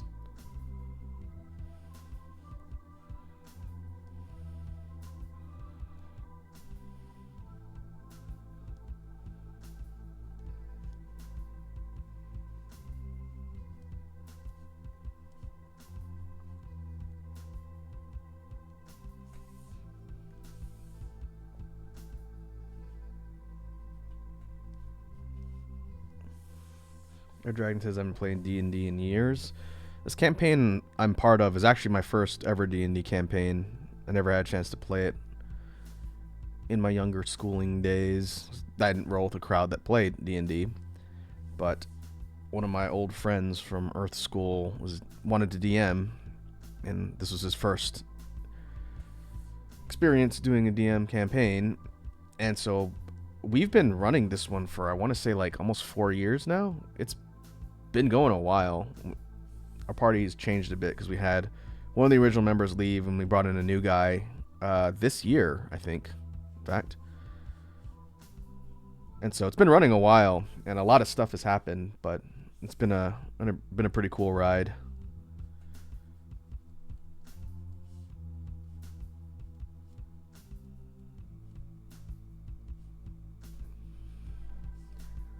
Sort of like the major arcs that we've done in that campaign have sort of focused on one of the party members. So my character's arc was the last one, and now we're on the monks, essentially.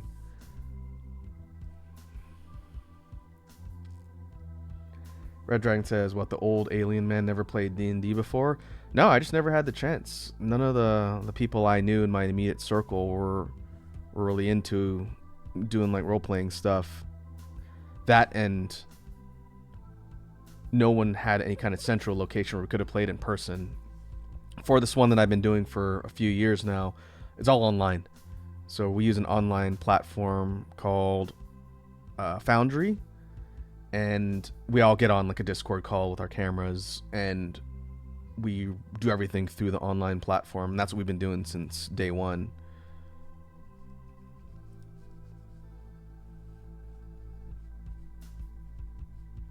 And it's worked pretty well. We started during the pandemic. Yeah, I think it would have been around 2021.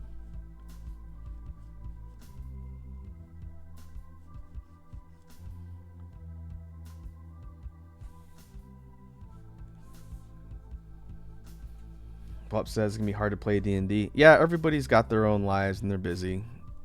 Like a couple of our party members have kids and families and jobs, and so we play normally every other week for a couple hours.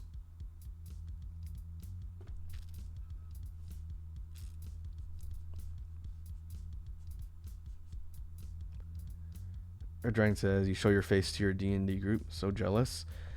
These are people I didn't know before, aside from the person who's DMing. It used to be a roommate of mine, so I lived with this dude for like 5 years, I want to say. But eventually when he went back to law school, I moved to a different area where I live, and he went back to school and then eventually moved much further away. So now I think he lives like 4 hours away from me. But the rest of the people in the group I didn't know beforehand. So like his brother's in there and a couple of his friends from work. So getting to meet new people is always interesting.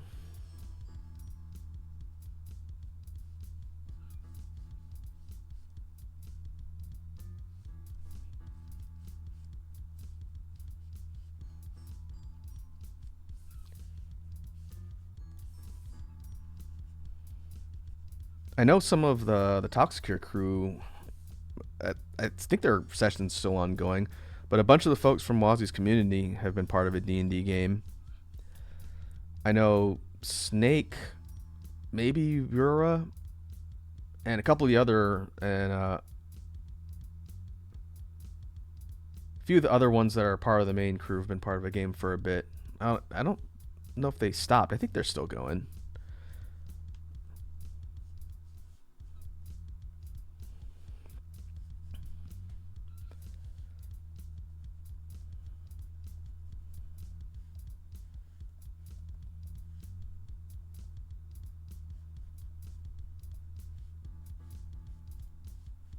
Okay, so for this outfit, I was thinking kind of more of like a cloak or a cape, but again, can't really see it because it'll cut off. But this is sort of the upper edges.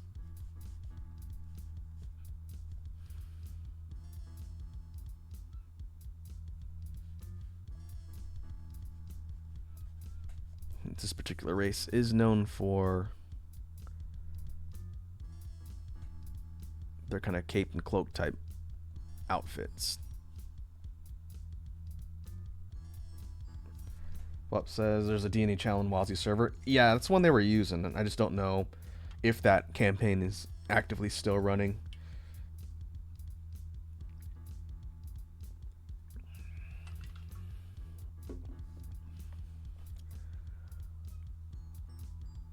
Oh, that bot got banned and deleted. That's good. One less troublemaker.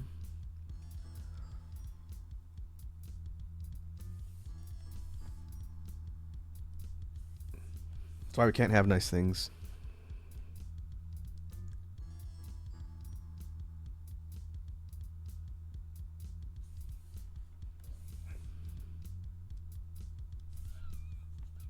Well, says it's unclear if it's ongoing.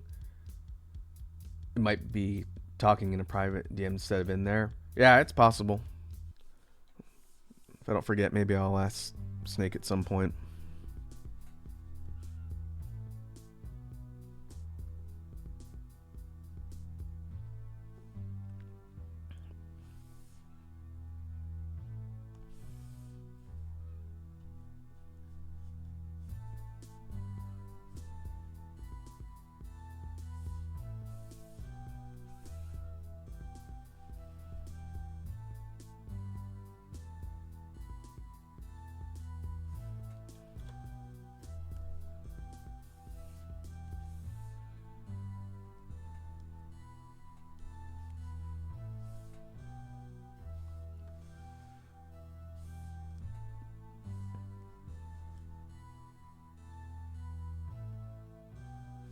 Alright, so this one, just based on the circlet accessory itself, it's a bit more unique in details compared to the others. The hair is about medium length. I kind of messed around with the bottom part here.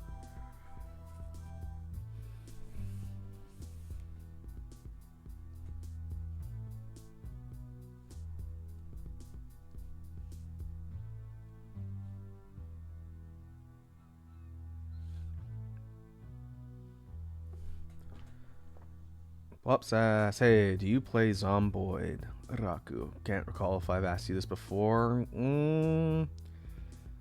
I don't think you've asked me about that one. If I were to guess, I guess it's some sort of like zombie-ish type game, but what kind of gameplay? Like an RPG? Like a survival game?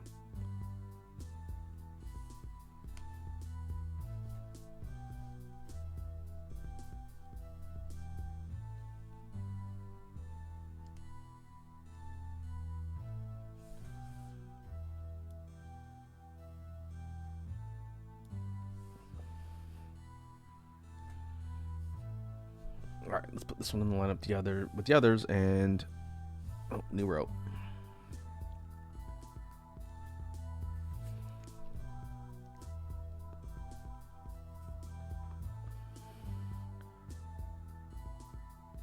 Okay, Project Zomboid is a simulation survival game with an isometric view.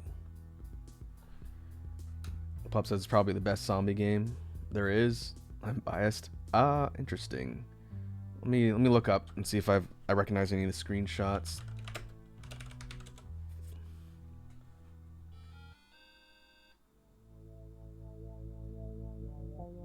I recognize what looks like the box art for it, but the in-game stuff does not look familiar. But yeah, isometric. It's almost like a Diablo type of perspective. But no, I haven't seen this one. Is this is a simulation? Is it like a town or civ building one, or it's like map-based survival? Kind of hard to tell because I see a bunch of different maps with people building things. Huh, I didn't know you play these types of games. Normally we talk about like RPGs or like farm simulator stuff.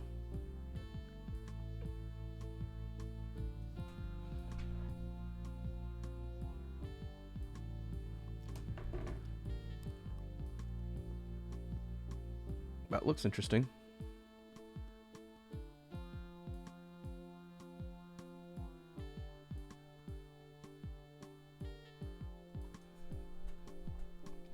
Alright, let me save my progress here. Let's try and do one or two more ideas. Come up on 2 hours, go a little bit longer.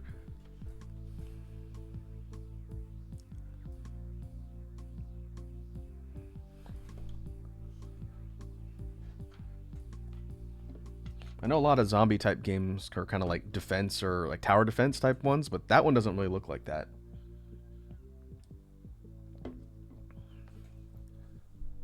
So zombie outbreak just happens and you have to survive.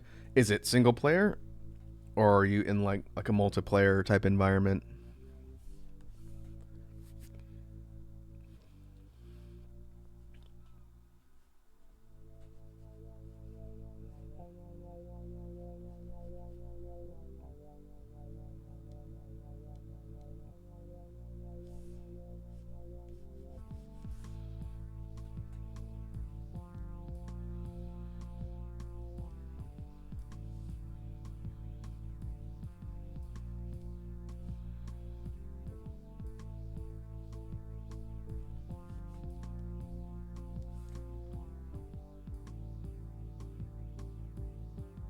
Okay, so the game is solo and multiplayer. Pup says, on my mind because they did a big update recently. Is it like a free-to-play type game? Kind of like a mobile? I'm assuming this is on PC because the thing said Steam. But is it like a free-to-play game, or you just buy the whole thing and then that's it?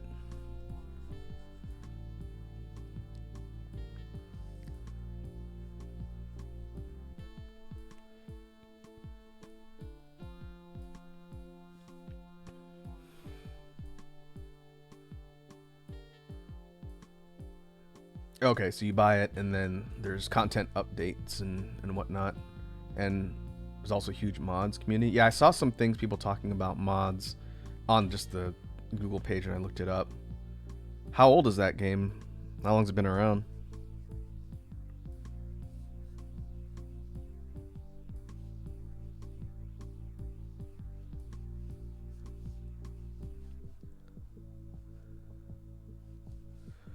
Okay, we're gonna go a little bit more out there with this one. Have an idea.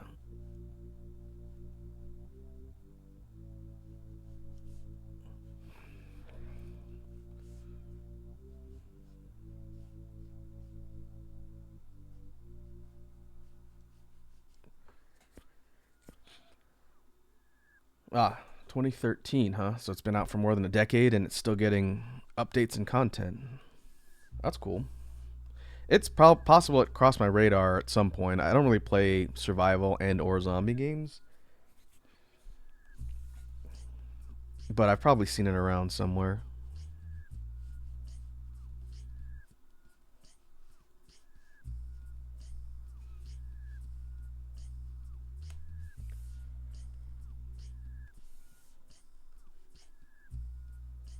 I know we've talked about it recently on stream, but even though I haven't had time to play in the last couple of days as I've been busy with work, but I've been spending a lot of time in the early access for Path of Exile 2, and I'm pretty sure the recent updates that came out since I haven't been playing may have changed a considerable amount in my game.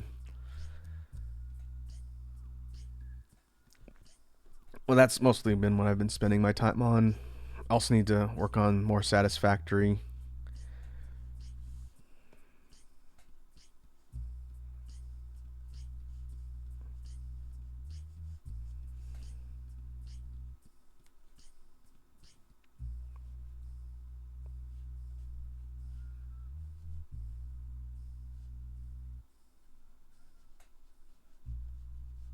I'll go a little bit longer here. And this one we will do a mark on the face.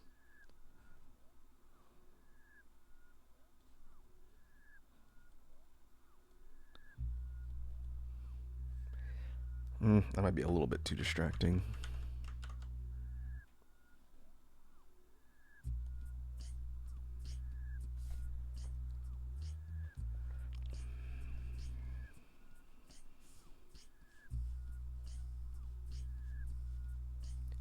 But yeah, I need to not fill my game backlog with too much stuff between now and February. On that note, it looks like I'll finally get my new parts installed this weekend. I'm going to be hanging out with my one friend who knows hardware. It's helped me get my build set up for my PC. So hopefully the next time I stream, not for this week, but from next week on, things will be running better.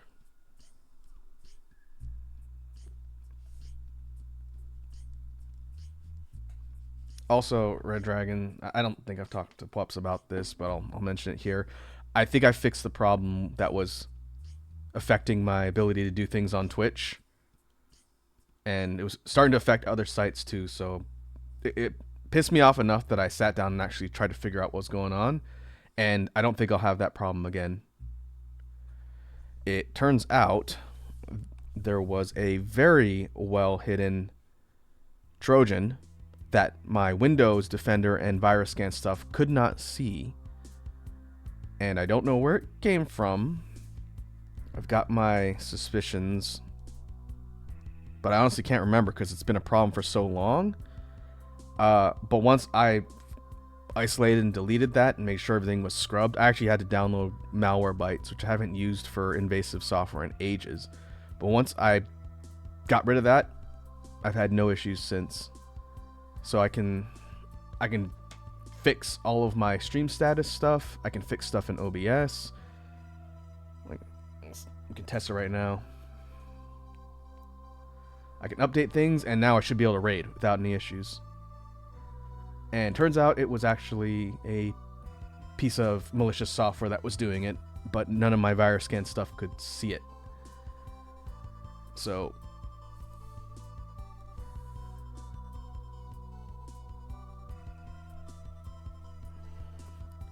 yeah, that should no longer be a problem, which is good because it was actually starting to affect other sites besides Twitch. It was affecting my VPN. It was affecting my ability to use things like Suno. And at that point, I was like, okay, something is seriously wrong. It's not just Twitch. And then that's what I figured out. The software was Malwarebytes, which has been around for a long time. I used to use it for like spyware and malicious stuff for scans whenever something weird would happen back in the day. And it's still around. They have free trials and whatnot, so I just downloaded that. And sure enough, it found something on my machine, was able to get rid of it. But I'll be keeping an eye on it and make sure that whatever I remove doesn't like reinstall itself. But since a couple days ago, I've had no problems. So now I know if something like that happens again, just to run scan software. I thought it was like an account problem. Turns out it wasn't.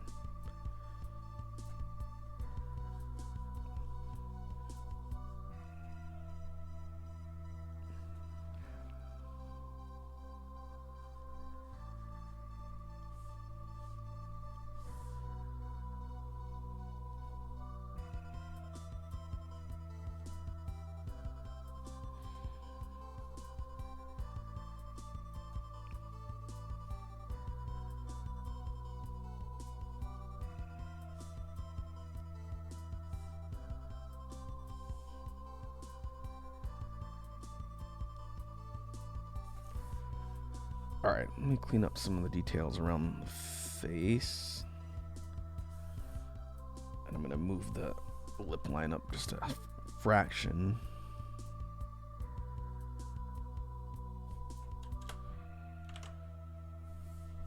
It's possible that the Trojan or whatever it was a Trojan specifically, it was also affecting my system performance too. So between cleaning that off and also getting my new parts, maybe overall things will run a lot better. I know for games, like on Steam, I'm going to be moving everything from my old platter drives to an SSD. I bought a new small SSD that's going to be kind of like a dedicated spot for all my games. So that should also help. I'm hoping next time I run something a bit more intensive like Satisfactory. Monster Hunter shouldn't see a big difference, but I think that's a Unreal Engine game. So pretty much everything should be running off of an SSD, should be a little bit smoother, plus new processor and whatnot. And hopefully by the time Wilds comes out in February, everything will be gravy. And it'll be a great experience to play and stream.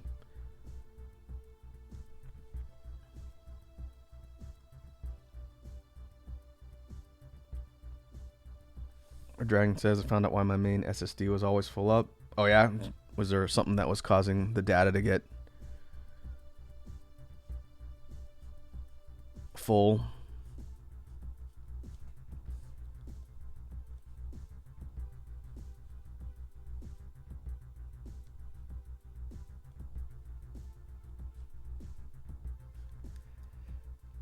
PC troubleshooting is always fun. Hopefully I don't have to do any of that for a while.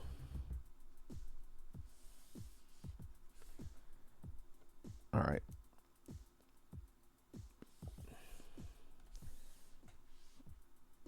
Oh. Did I not put this on a new layer? I did not put that on a new layer. Whoops. The first time I've done that tonight.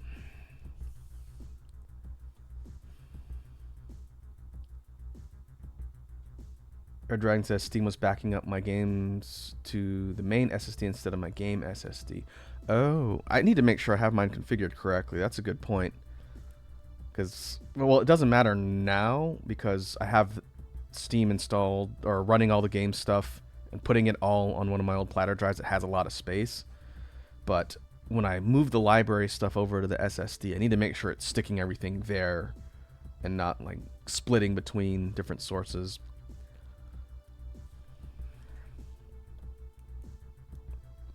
But that's good that you found the problem.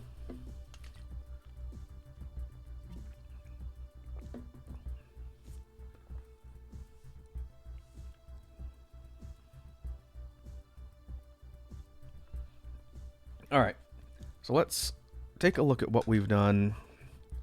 I said I wanted to get 8 to 10 of these finished. We've got 7. But I think this gives us a good starting point to work off of for the actual album concept. What I'm going to do is I'm going to take this thing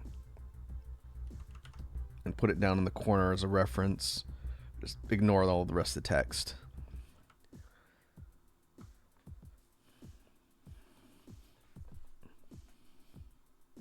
Our Dragon says, Valiant, Prince, I see you there lurking.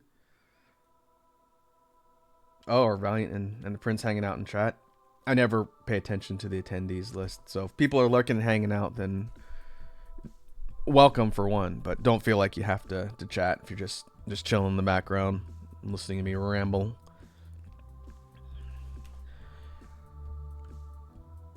So of these 7,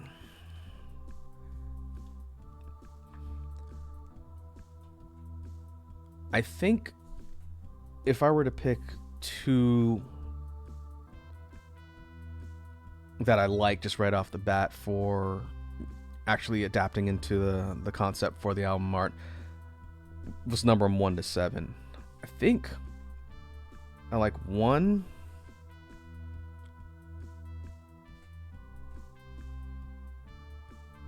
and 6 and 5 as standouts. I do like 7 a bit. And one thing I could think about doing, I kind of like Seven's hair on 1's head.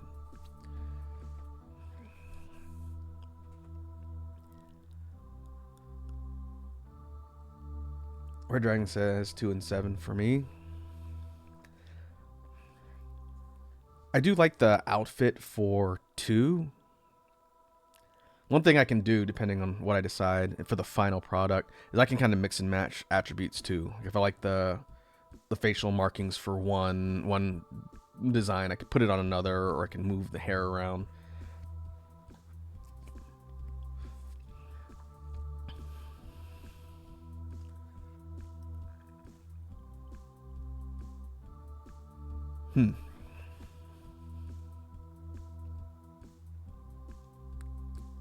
So this does give us a good point to work off of. I also have to think about things like the color paletting and whatnot, but that's something I can easily figure out later.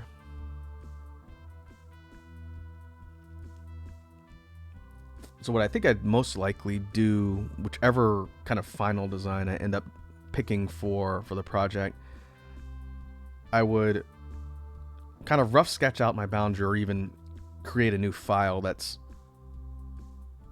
maybe square proportions. It wouldn't be the same resolution as my album art template, because this is actually much higher resolution. Just looking at what it says on my screen here in Clip Studio, we're working at 4299 by 3035. So it's not square for 1, but 2, it's more than double the resolution that my template is. So if we work larger, I can always shrink it down instead of working smaller and having to scale it up. So I think what I do is set a large square resolution and then scale up one of these sketch primaries that I'm going to use to more or less fill that, and then actually draw it. Because if I work small again and line out and color everything and then render that out as a ping and then scale it up, it's going to get, 1, it's going to get muddy, and 2, the line art is going to be really thick. It'll be scaled up as well, and I'd rather draw larger. Pup says always better to work bigger, except for pixel art. Yeah, that's true. Fortunately, pixel art can scale without changing the dimensions of things like the line art. For rendered raster images like this, it doesn't really work that way.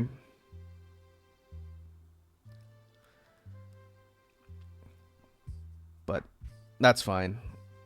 Now, if I was really competent, I'd figure out how to work in this particular type of art style effectively with pixels, so then I wouldn't have to worry about it. But I'm not that good at drawing this style for things in pixel.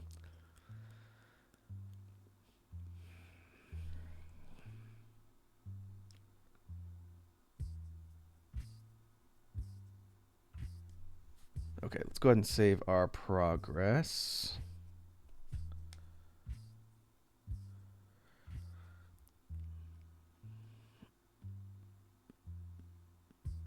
Also got to think about the rest of the details like we see here. That's going to go into things that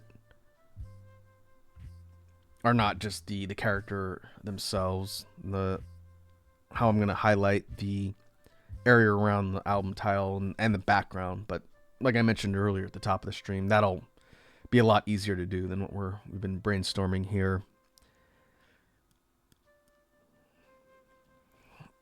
All right.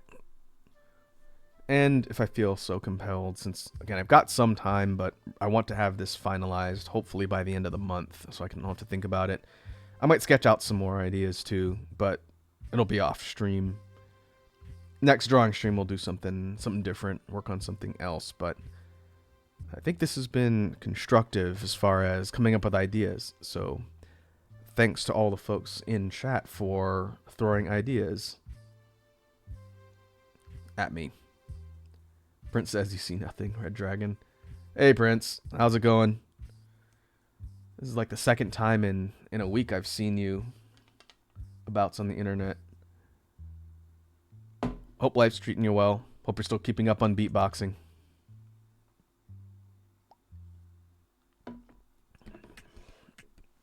Alright, Dragon Ass. Raku, you like Japanese style stuff? What do you mean? Like, aesthetically? Like, from an art perspective? Cultural perspective? Language perspective? Like, what do you mean? The answer is probably yes, but I can answer a little more accurately if I know what you're talking about. Prince says, going good, staying alive. Yep, that's nothing wrong with that. Everybody's busy, but staying alive is good.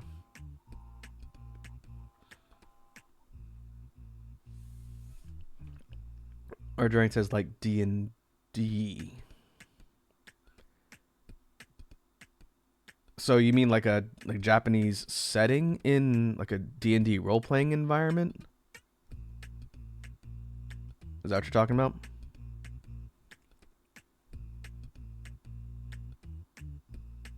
That's not something I have any real experience with specifically, but I wouldn't have an issue with it because like our D&D campaigns is in like a regular fantasy realm, so it's not in the type of setting that would draw a lot of inspiration from cultures that exist in this world, if that makes sense. But if there was like a role-playing game set in like a Japanese-ish type setting, then I've seen tons of media that does that, and that's cool. It's one of the reasons why I liked Wild Hearts, even though I never finished it. Like a Monster Hunter game set in like a Japanese fantasy type scenario is really cool. An extension of the Tokiden games, they did that too. Those are also pretty neat. Alright, before we get ready to wrap up, let me see who is online that we can raid now that I think that function works.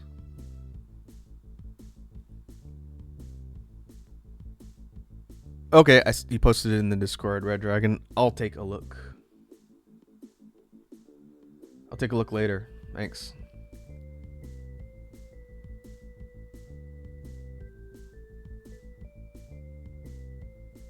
Let's see who's online. I see Spectral Noct is online. They are also doing art, although I can't tell what specifically it is. But we can go head over there and see how things are going.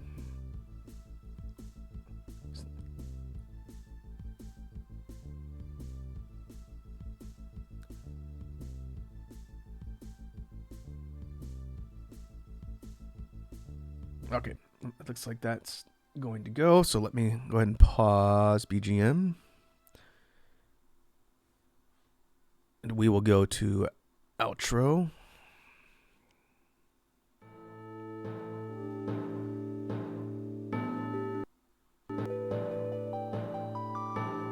And we will call that a somewhat productive, successful drawing stream for today.